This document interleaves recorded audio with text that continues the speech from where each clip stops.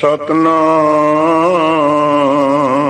श्री वाहिगुरु साहिब जी। आए प्रभ शरणागति कृपा निध दयाल। एक अखर हर मन बसत नानक होत निहाल। कहाँ तुझ प्रभ बुद्ध हमारी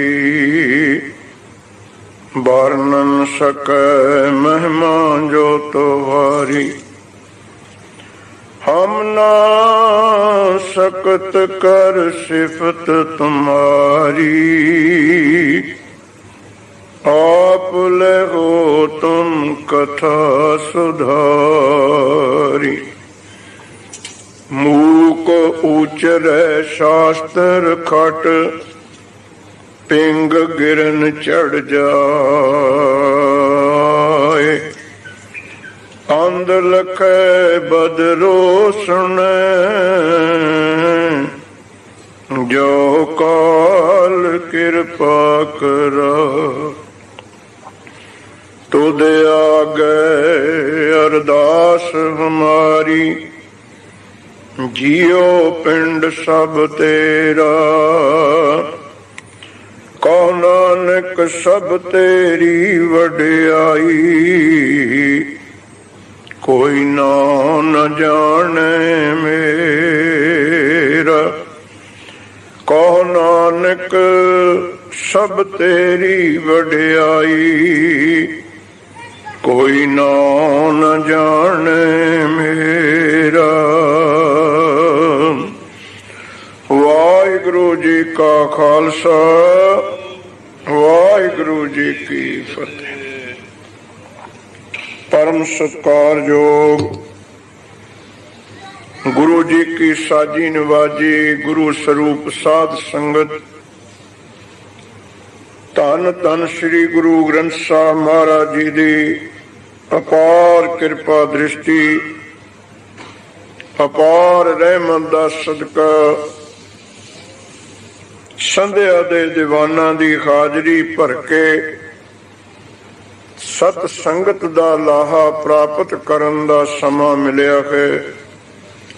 आप माई भाई उपमा दे जोग हो शलाघा दे पात्र हो जो नित नेम अनुसार सतगुर दे चरना विच हाजिर होके गुरु के अमोलक बचन अमोलक बाणी कथा कीर्तन गुरु के लंगरां दी सेवा किरत कमाई विचों भेटावां गुरु दे चरना विच शरधा दे तिल फुल लिया के तन मन धन शुद्ध सफला कर रहे हैं। सतगुरां दी मेहर कृपा हुई है। उत्तम सुभागा समा बख्शिया है गुरबाणी दी विचार। जिस विचार नूं बचन है कि सब ते उत्तम हर की कथा। सतगुरां दी पवित्र बाणी कल्याणकारी ज्ञान स्वरूप बाणी भट्टां दे सवैया जी दी शामां दे दीवाना विच कथा लड़ीवार चल रही है। गुरु जी ते गुरु दियां संगतां दी कृपा द्वारा कल धन धन श्री गुरु अंगद देव महाराज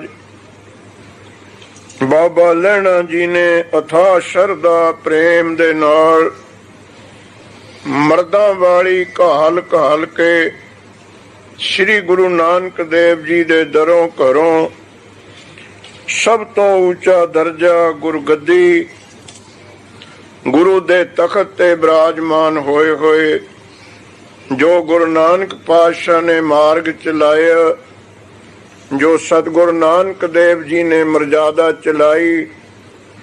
गुरु नानक दी जोत गुरु अंगद देव विच प्रवेश होके ओही जुगती उसे मर्यादा नूं संसार विच प्रचार कर रहे ने।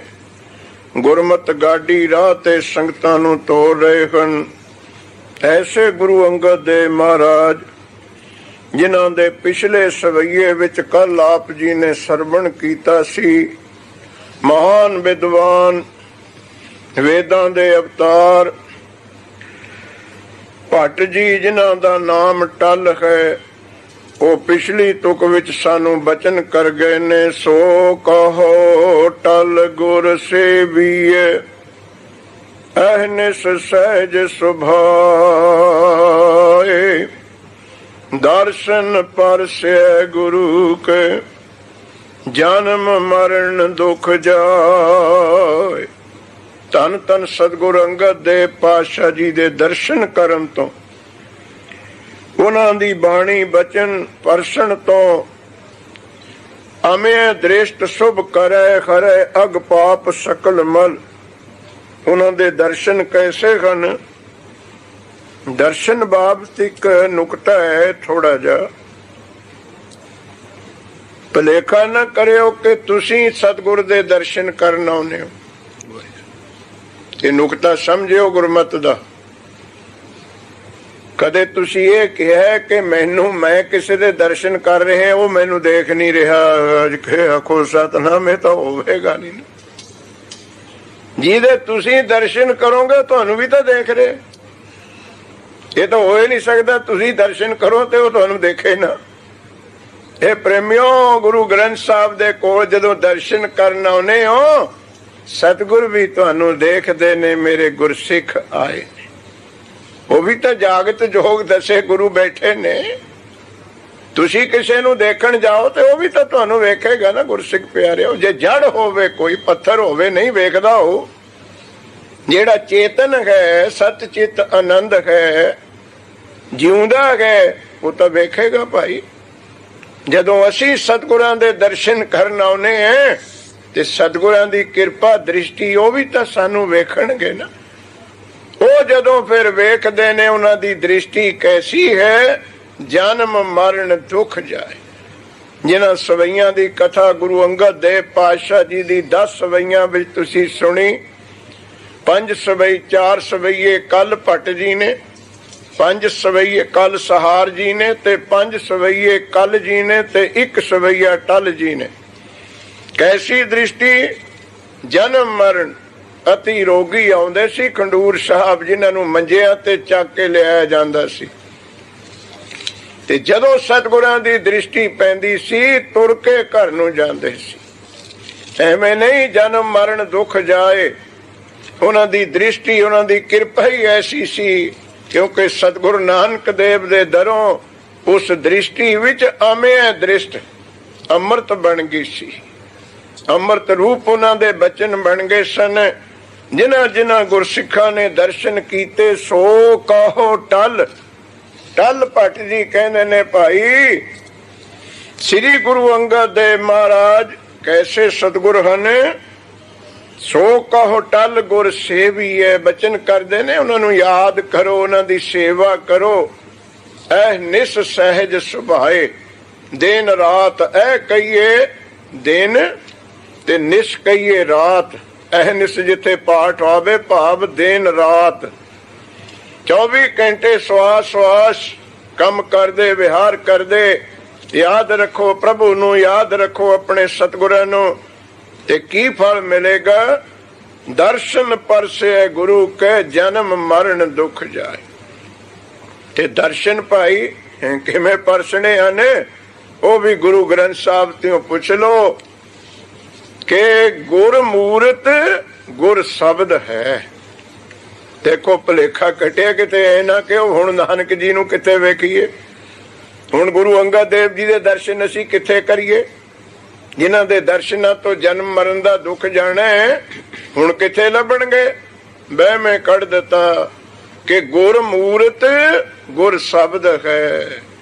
ਜੋ ਗੁਰੂ ਦੇ ਸ਼ਬਦ ਹਨ, ਜਿਨ੍ਹਾਂ ਨੂੰ ਤੁਸੀਂ ਪੜ੍ਹਦੇ ਸੁਣਦੇ ਹੋ, ਇਹ ਸ਼ਬਦ ਹੀ ਗੁਰੂ ਦਾ ਸਰੂਪ ਹੈ। ਤੇ ਫਿਰ ਸਵਾਲ ਆਇਆ ਕਿ ਸ਼ਬਦ ਤਾਂ ਥਾਂ ਪਰ ਥਾਂ ਲਿਖੇ ਪਏ ਨੇ। ਜਿਹੜੀ ਮੂਰਤ ਬਣਦੀ ਹੈ, ਗੁਰ ਮੂਰਤ, ਇਹਨੂੰ ਕੋਈ ਬਣਾਉਂਦਾ ਹੈ ਨਾ ਤਾਂ ਬਣਦੀ ਆ, ਆਪ ਤਾਂ ਬਣਦੀ ਨਹੀਂ ਹੁੰਦੀ। ਆਪ ਤਾਂ ਜੇ ਬਣੇ ਪਰਛਾਵਾਂ ਹੁੰਦਾ, ਪਾਣੀ ਵਿੱਚ ਸ਼ੀਸ਼ੇ ਵਿੱਚ ਉਹ ਮੂਰਤ ਥੋੜੀ ਹੁੰਦੀ ਹੈ। ਮੂਰਤ ਆ ਤਾਂ ਕੋਈ ਬੁੱਤ ਤਰਾਸ਼ ਬਣਾਵੇਗਾ, ਚਿੱਤਰਕਾਰ ਬਣਾਵੇਗਾ, ਮੁਸੱਵਰ ਬਣਾਵੇਗਾ, ਜਾਂ ਕੋਈ ਫੋਟੋਗ੍ਰਾਫਰ ਬਣਾਵੇਗਾ ਤਾਂ ਹੀ ਮੂਰਤ ਬਣੇਗੀ। ਸਟੂਡੀਓ 'ਚ ਬਣੇਗੀ, ਕਿਸੇ ਬੁੱਤ ਤਰਾਸ਼ ਦੇ ਘਰ ਦੁਕਾਨ 'ਚ ਬਣੇਗੀ। ਤੇ ਗੁਰੂ ਦੇ ਸ਼ਬਦ ਨੇ ਮੂਰਤ ਬਣ ਕੇ ਕਦੋਂ ਸਾਡੇ ਸਾਹਮਣੇ ਖੜਨਾ? ਕਿੱਥੇ ਗੁਰੂ ਦਾ ਸ਼ਬਦ ਹੀ ਸਰੂਪ ਬਣ ਜਾਊਗਾ। ਉਹ ਭਾਈ ਗੁਰਦਾਸ ਜੀ ਨੇ ਕਹਿਤਾ, ਗੁਰ ਮੂਰਤ ਗੁਰ ਸ਼ਬਦ ਹੈ, ਸਾਧ ਸੰਗਤ ਵਿੱਚ ਪ੍ਰਗਟੀ ਆਈ। ਵੇਖੋ ਐਵੇਂ ਨਹੀਂ ਫੋਟੋ ਬਣਦੀ ਹੁੰਦੀ, ਕੈਮਰਾ ਹੋਵੇਗਾ, ਫੋਟੋਗ੍ਰਾਫਰ ਹੋਵੇਗਾ ਤਾਂ ਬਣੇਗੀ ਨਾ। ਜਿਵੇਂ ਕੈਮਰੇ ਦੇ ਵਿੱਚ ਤੁਹਾਡੇ ਸਰੀਰ ਨੂੰ ਪ੍ਰਗਟ ਕਰ ਦਿੰਦਾ ਇੱਕ ਫੋਟੋਗ੍ਰਾਫਰ, ਇਸ ਤਰ੍ਹਾਂ ਸੰਗਤ ਵਿੱਚ ਸ਼ਕਤੀ ਹੈ, ਸ਼ਬਦ ਨੂੰ ਤੁਹਾਡੇ ਸਾਹਮਣੇ ਗੁਰੂ ਰੂਪ ਪ੍ਰਗਟ ਕਰ ਦਿੰਦੀ। ਇਹ ਭਾਈ ਸਾਹਿਬ ਭਾਈ ਗੁਰਦਾਸ ਜੀ ਦੇ ਬਚਨ ਨੇ ਪੱਕੀ ਬਾਣੀ ਦੇ, ਕਿ ਗੁਰੂ ਅੰਗਦ ਦੇ ਦਰਸ਼ਨ ਕੀ ਨੇ, ਗੁਰੂ ਨਾਨਕ ਦੇ ਦਰਸ਼ਨ ਕੀ ਨੇ? ਉਹਨਾਂ ਦੇ ਸ਼ਬਦ, ਉਹਨਾਂ ਦਾ ਉਪਦੇਸ਼, ਉਹਨਾਂ ਦੀ ਬਾਣੀ। ਤੇ ਗੁਰਸਿੱਖ ਪਿਆਰਿਓ, ਜਦੋਂ ਵੀ ਕੋਈ ਬਜ਼ੁਰਗ ਸਾਡਾ ਸਾਥੀ ਵਿਛੜ ਜਾਂਦਾ ਹੈ ਤਾਂ ਭਾਈ ਉੱਥੇ ਫਿਰ ਸਿਆਣੇ ਕੀ ਕਹਿੰਦੇ ਹੁੰਦੇ? ਕੋਈ ਨੇਕ ਸੱਜਣ ਪੁਰਸ਼ ਚੜ੍ਹਾਈ ਕਰ ਗਿਆ ਤਾਂ ਉਹ ਪਿਛਲੀ ਔਲਾਦ ਨੂੰ ਇਹੀ ਕਹਿੰਦੇ ਹੁੰਦੇ ਆ, ਭਾਈ ਪੁੱਤਰੋ ਪੋਤਰਿਓ ਉਹਦੇ ਰਾਹ ਤੇ ਚੱਲਿਓ, ਜੋ ਨੇ ਸਿੱਖਿਆ ਦਿੱਤੀ ਹੈ ਉਹ ਮੰਨਿਓ। ਭਾਵ ਜੋ ਸ਼ਬਦ ਤੁਹਾਨੂੰ ਬਚਨ ਉਹਨੇ ਦਿੱਤੇ ਨੇ, ਇਹੀ ਸੱਚੀ ਸ਼ਰਧਾਂਜਲੀ ਹੈ। ਇਹ ਉਹਦੇ ਮਾਰਗ ਤੇ ਚੱਲਣਾ ਸਾਨੂੰ ਵੀ ਵਸ, ਇਹ ਸ਼ਬਦ ਦਾ ਹੀ ਆਸਰਾ। ਗੁਰਮੂਰਤ ਗੁਰ ਸ਼ਬਦ ਹੈ। ਗੁਰੂ ਦੇ ਦਰਸ਼ਨ ਕੀ ਨੇ? ਗੁਰੂ ਦੇ ਸ਼ਬਦ ਨੂੰ ਪੜ੍ਹਨਾ, ਪੜ੍ਹ ਕੇ ਵਿਚਾਰਨਾ, ਵਿਚਾਰ ਕੇ ਹਿਰਦੇ ਵਿੱਚ ਧਾਰਨਾ। ਇਹ ਗੁਰਮੂਰਤ ਦੇ ਸ਼ਬਦ ਹਨ, ਦਰਸ਼ਨ ਹਨ। ਐਸੇ ਗੁਰੂ ਅੰਗਦ ਦੇਵ ਜੀ ਦੀ ਕਥਾ ਤੁਸੀਂ 10 ਸਵਈਆਂ ਦੇ ਵਿੱਚ 3 ਭੱਟਾਂ ਦੇ ਪਵਿੱਤਰ ਰਸਨਾ ਦੁਆਰਾ ਗੁਰੂ ਅਰਜਨ ਦੇਵ ਮਹਾਰਾਜ ਜੀ ਤੋਂ ਉਹਨਾਂ ਦੀ ਹਜ਼ੂਰੀ ਵਿੱਚ ਬਚਨ ਮੰਨ ਕੇ ਉਚਾਰੀ ਹੋਈ ਆਪਾਂ ਨੇ ਸਰਵਣ ਕੀਤੀ ਹੈ। ਆਓ ਹੁਣ ਧੰਨ ਧੰਨ ਧੰਨ ਸ੍ਰੀ ਗੁਰੂ ਅਮਰਦਾਸ ਮਹਾਰਾਜ, ਉਹਨਾਂ ਦੇ ਸਵਈਏ ਆਰੰਭ ਹੋ ਰਹੇ ਹਨ। ਸਾਰੀਆਂ ਸੰਗਤਾਂ ਅਦਬ ਸਤਕਾਰ ਸ਼ਰਧਾ ਭਾਵਨਾ ਨਾਲ ਸਰਵਣ ਕਰੀਏ। ਆਖੋ ਸਤਨਾਮ ਸ੍ਰੀ ਵਾਹਿਗੁਰੂ। ਸਤਨਾਮ ਸ੍ਰੀ ਵਾਹਿਗੁਰੂ ਸਾਹਿਬ ਜੀ। ਸਵਈਏ ਮਹੱਲੇ ਤੀਜੇ ਕੇ ਤੀਜਾ। ਇਕ ਓੰਕਾਰ ਸਤਿਗੁਰ ਪ੍ਰਸਾਦ। ਹੁਣ ਭੱਟ ਹੈਡਿੰਗ ਦੱਸਦੇ ਨੇ ਬਾਣੀ ਕਿਹਦੇ ਪ੍ਰਥਾਏ ਹੈ। ਇਹ ਤੀਜੇ ਕੇ ਭਾਵ ਸ੍ਰੀ ਗੁਰੂ ਅਮਰਦਾਸ ਮਹਾਰਾਜ ਜੀ ਦੇ ਸਵਈਏ ਹਨ। ਉਹਨਾਂ ਦੇ ਪ੍ਰਥਾਏ ਉਚਾਰੀ ਹੋਈ ਸਿਫਤ ਸਲਾਹ ਦੀ ਬਾਣੀ ਹੈ। ਅੱਗੇ ਮੰਗਲਾਚਰਨ ਕੀਤਾ। ਇਕ ਓੰਕਾਰ ਸਤਿਗੁਰ ਪ੍ਰਸਾਦ। ਮੰਗਲ ਕਰਨਾ, ਮੰਗਲ ਦਾ ਅਰਥ ਹੁੰਦਾ ਹੈ ਕਿਸੇ ਕੰਮ ਨੂੰ ਆਰੰਭ ਕਰਨ ਲੱਗੇ ਆਪਣੇ ਇਸ਼ਟ ਤੋਂ, ਆਪਣੇ ਗੁਰੂ ਤੋਂ ਅਸ਼ੀਰਵਾਦ ਮੰਗਣੀ। 3 ਤਰ੍ਹਾਂ ਦੇ ਮੰਗਲ ਹੁੰਦੇ ਨੇ। ਇੱਕ ਵਸਤੂ ਨਿਰਦੇਸ਼ ਮੰਗਲ ਹੁੰਦਾ ਹੈ, ਇੱਕ ਨਮਸਕਾਰਾਤਮਕ ਮੰਗਲ ਹੁੰਦਾ ਹੈ, ਇੱਕ ਅਸ਼ੀਰਵਾਦਾਤਮਕ ਮੰਗਲ ਹੁੰਦਾ ਹੈ। 3 ਤਰ੍ਹਾਂ ਦੇ ਮੰਗਲ ਹਨ ਵਿਆਕਰਣ ਵਿੱਚ।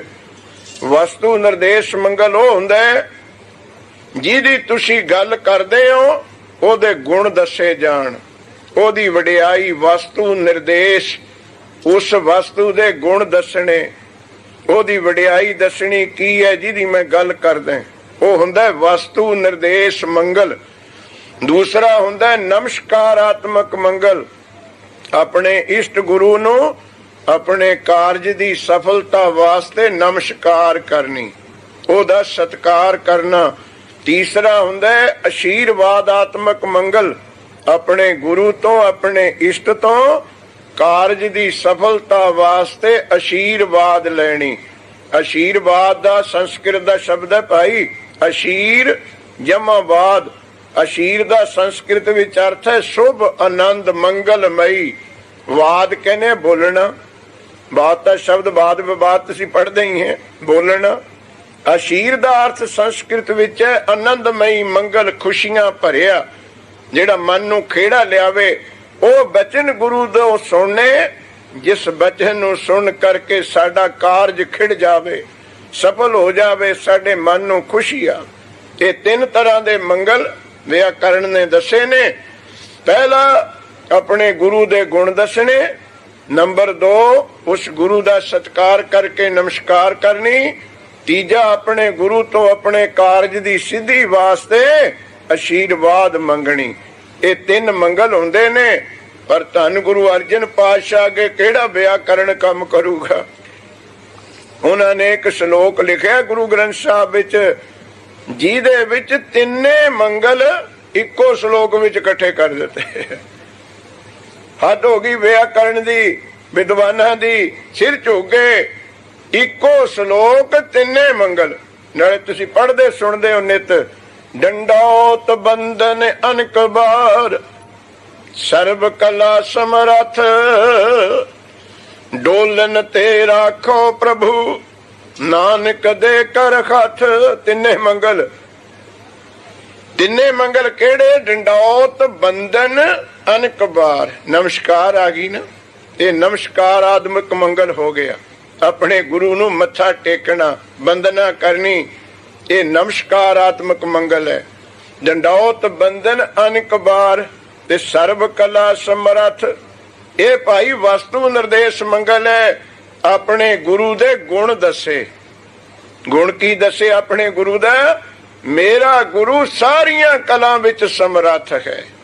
ਜਿਹਨੂੰ ਮੈਂ ਨਮਸਕਾਰ ਕੀਤੀ ਹੈ ਉਹ ਸਮਰੱਥ ਹੈ, ਜੋ ਮਰਜ਼ੀ ਕਰੇ ਕਰਾਵੇ, ਸਾਰੀਆਂ ਤਾਕਤਾਂ ਦਾ ਮਾਲਕ ਹੈ। ਦੋ ਮੰਗਲ ਹੋ ਗਏ।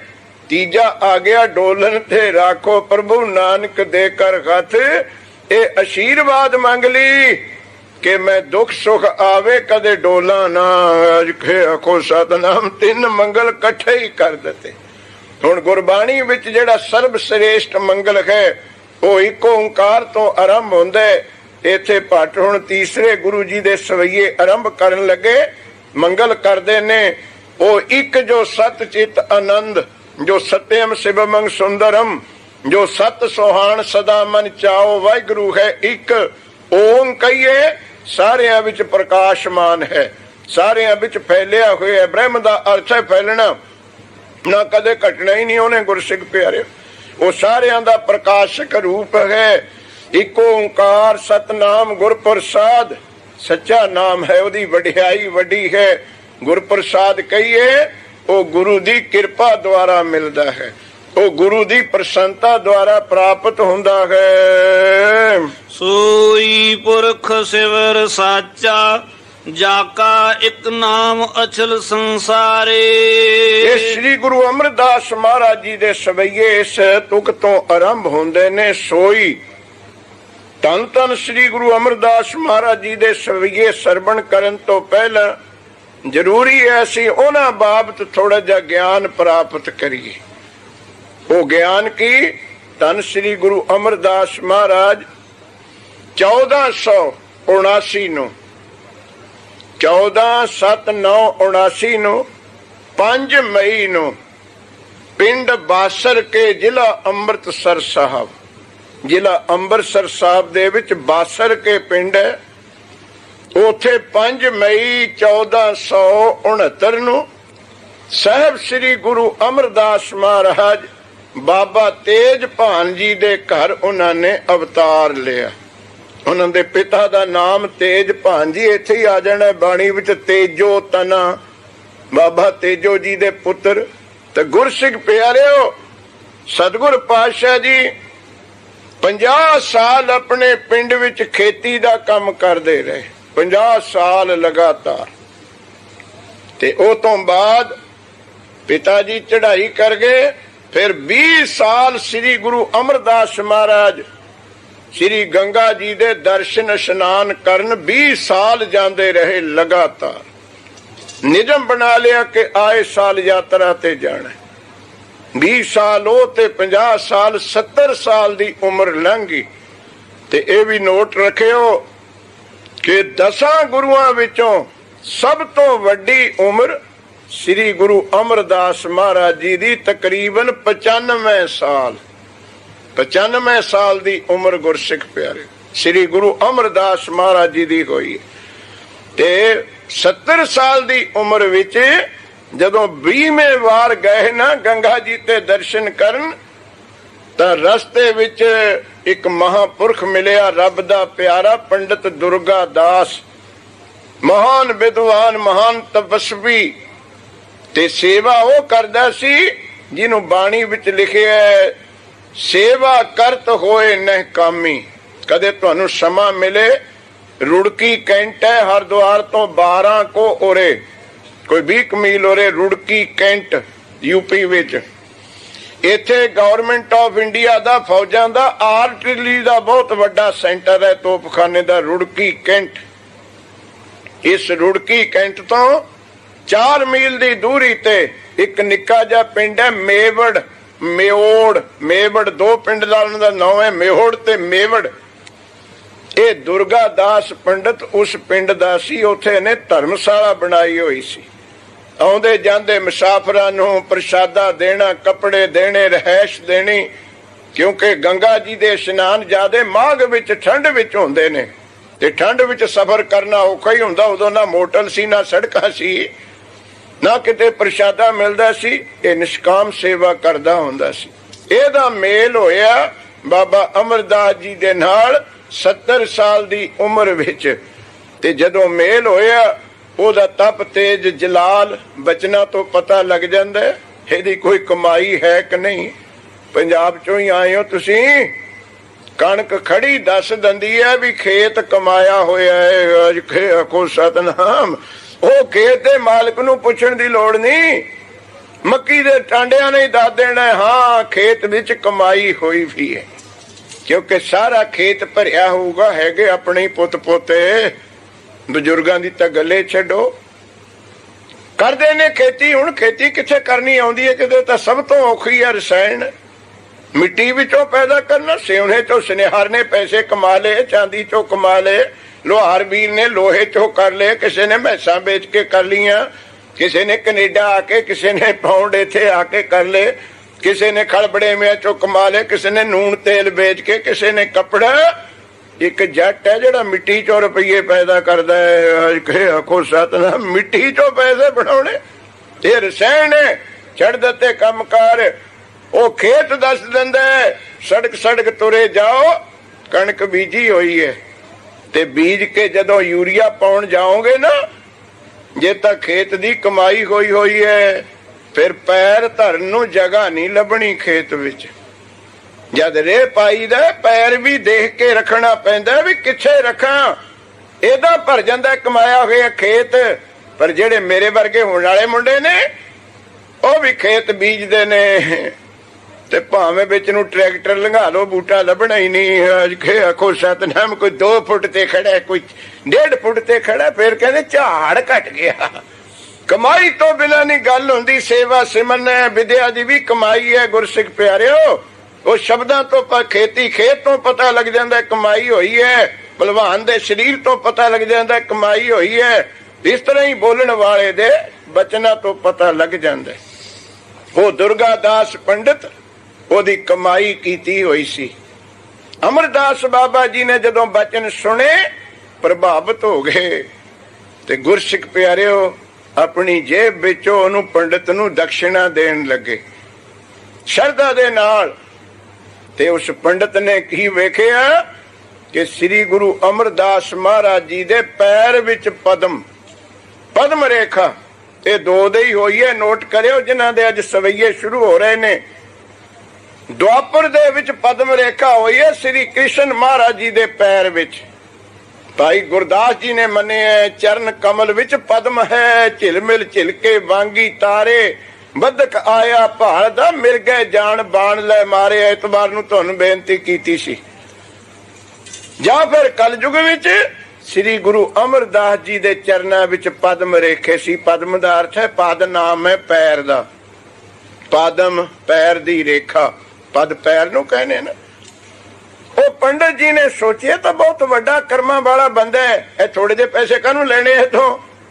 ਤੇ ਪੰਡਤ ਦੁਰਗਾਦਾਸ ਜੀ ਕਹਿਣ ਲੱਗੇ, ਪੁਰਖਾ ਜਦ ਤੂੰ ਕਿਸੇ ਗੱਦੀ ਤੇ ਬੈਠੇਗਾ, ਜਦ ਤੇਰੇ ਤੇ ਛਤਰ ਝੁੱਲਣਗੇ, ਜਦ ਹਜ਼ਾਰਾਂ ਲੋਕ ਤੈਨੂੰ ਮੱਥੇ ਟੇਕਣਗੇ, ਉਦੋਂ ਤੈਥੋਂ ਕੋਈ ਚੀਜ਼ ਮੰਗ ਕੇ ਲਾਉਂਗਾ। ਹੁਣ 1.5 ਰੁਪਏ ਨੇ ਮੇਰਾ ਕਿਆ ਸਵਾਰਨਾ ਹੈ। ਅੱਜ ਕੇ ਆਖੋ ਸਤਨਾਮ। ਉਹਨੂੰ ਪਤਾ ਸੀ ਜਿਹਦੇ ਚਰਨਾਂ ਵਿੱਚ ਪਦਮ ਰੇਖਾ ਹੋਵੇ ਉਹਦੇ ਸਿਰ ਤੇ ਛਤਰ ਝੁੱਲਣੇ ਨੇ, ਉਹ ਤਾਂ ਰਾਜ ਕਰੂਗਾ ਕਿਤੇ। ਉਹ ਗੁਰੂ ਅਮਰਦਾਸ ਜੀ ਕਹਿੰਦੇ ਮੈਂ ਰਾਜ ਕਰੂੰ। ਇਹ ਗੱਲਾਂ ਬਾਤਾਂ ਹੋਣ ਲੱਗੀਆਂ ਤੇ ਗੱਲਾਂ ਬਾਤਾਂ ਹੁੰਦੀਆਂ ਹੁੰਦੀਆਂ ਇੱਥੇ ਪੁੱਜ ਗਈਆਂ। ਉਹ ਪੰਡਤ ਜੀ ਕਹਿੰਦੇ ਅਮਰਦਾਸ ਇਹ ਦੱਸ ਤੇਰਾ ਗੁਰੂ ਕੌਣ ਹੈ? ਜਦ ਆ ਬਚਨ ਆਖਿਆ 70 ਸਾਲ ਦੀ ਉਮਰ ਤੇ ਅਮਰਦਾਸ ਜੀ ਕਹਿੰਦੇ ਗੁਰੂ ਤਾਂ ਅਜੇ ਧਾਰਨੇ ਨਹੀਂ ਕੀਤਾ। ਆਪਣੇ ਵਿੱਚ ਵੀ ਕਈ ਹੋਣੇ ਅਜੇ ਸਲਾਹਾਂ ਕਰਦੇ 65 ਸਾਲ ਦੇ ਵੀ ਹੋ ਕੇ ਕਹਿੰਦੇ ਸਲਾਹ ਕਰਾਂਗੇ ਅੰਮ੍ਰਿਤ ਛਕਣ ਦੀ। ਆਖੋ ਸਤਨਾਮ। ਅਜੇ ਕਹਿੰਦੇ ਸਲਾਹ ਨਹੀਂ ਬਣੀ। ਕੈਲੀਫੋਰਨੀਆ ਜਿਨ੍ਹਾਂ ਦੇ ਘਰ ਮੈਂ ਰਹਿਣਾ ਉਹਨਾਂ ਦਾ ਬੁੜਾ ਕੋਈ 70-72 ਸਾਲ ਦਾ। ਮੈਂ ਕਿਹਾ ਬਾਬੇ ਹੁਣ ਛਕ ਲੈ ਅੰਮ੍ਰਿਤ? ਕਹਿੰਦਾ ਜੀ 3 ਸਾਲ ਅਜੇ ਹੋਰ ਕੱਟਣੇ ਫੇਰ ਛਕੂੰਗਾ। 72 ਸਾਲ ਦਾ ਪਹਿਲਾ ਹੋਇਆ ਹੈ। ਮੈਂ ਕਿਹਾ 75 ਦਾ ਕਿਤੇ ਲਿਖਿਆ 75 ਦਾ ਛਕਣਾ? ਉਹ ਤੂੰ 3 ਸਾਲ ਨੂੰ ਡੀਕਦਾ, 3 ਮਿੰਟ ਦਾ ਤਾਂ ਪਤਾ ਨਹੀਂ। ਇੱਥੇ ਮਤ ਕੇ ਜਾ ਪੈਸਾ ਆਵੇ ਕਿ ਨਾ ਆਵੇ ਰਾਮ। ਅਮਰਦਾਸ ਜੀ ਕਹਿੰਦੇ ਮੈਂ ਤਾਂ ਅਜੇ ਗੁਰੂ ਧਾਰਨੇ ਨਹੀਂ ਕੀਤਾ। ਉਹ ਪੰਡਤ ਦੁਰਗਾਦਾਸ ਜੀ ਕਹਿਣ ਲੱਗੇ ਮੈਂ ਬਚ ਗਿਆ। ਫਿਰ ਮੈਨੂੰ ਭਗਵਾਨ ਨੇ ਰੱਖ ਲਿਆ। ਤੇਰੇ ਹੱਥ ਦਾ ਮੈਂ ਦਾਨ ਨਹੀਂ ਲੈ ਲਿਆ। ਤੇਰੇ ਹੱਥ ਦਾ ਦਾਨ, ਨਿਗੁਰੇ ਦੇ ਹੱਥ ਦਾ ਦਾਨ। ਇੰਨੀ ਉੱਚੀ ਬਿਰਤੀ ਦਾ ਸੀ ਉਹ। ਜਿਆਦਾ ਬਚਨ ਸੁਣਿਆ ਦੇਖੋ ਕਿੰਨੀ ਕੁ ਸੱਟ ਵੱਜੀ ਹੋਊਗੀ। ਮੇਰੀ 20 ਸਾਲ ਦੀ ਯਾਤਰਾ ਕਿੱਥੇ ਗਈ? ਪੰਡਤਾਂ ਨੂੰ ਦਕਸ਼ਨਾ ਦਿੱਤੀ ਕਿੱਥੇ ਗਈ? 20 ਸਾਲ ਮੈਂ ਨਿਗੁਰਾ ਫਿਰਦੇ। ਬਸ ਫੇਰ ਗੁਰੂ ਅਮਰਦਾਸ ਮਹਾਰਾਜ ਬੈਠ ਗਏ ਚਬਾਰੇ ਚ ਜਾ ਕੇ ਬਾਸਰ ਕੇ। ਨੀਂਦ ਕਿੱਥੇ ਆਵੇ? ਉਹ ਨੀਂਦ ਤਾਂ ਉਦੋਂ ਨਹੀਂ ਆਉਂਦੀ ਜੇ 5 ਦਿਨ ਦਾ ਚੈੱਕੇ ਕਿਤੇ ਗਿਰ ਜਾਵੇ। ਅੱਜ ਆਖੋ ਸਤਨਾਮ। ਰੋਟੀ ਚੰਗੀ ਨਹੀਂ ਲੱਗਦੀ। ਗੁਰੂ ਅਮਰਦਾਸ ਦੀ ਤਾਂ 20 ਸਾਲ ਦੀ ਕਮਾਈ ਖੱਡੇ ਗਿਰ ਗਈ ਤੇ ਨੀਂਦ ਕਿੱਥੇ ਆਉਣੀ ਸੀ?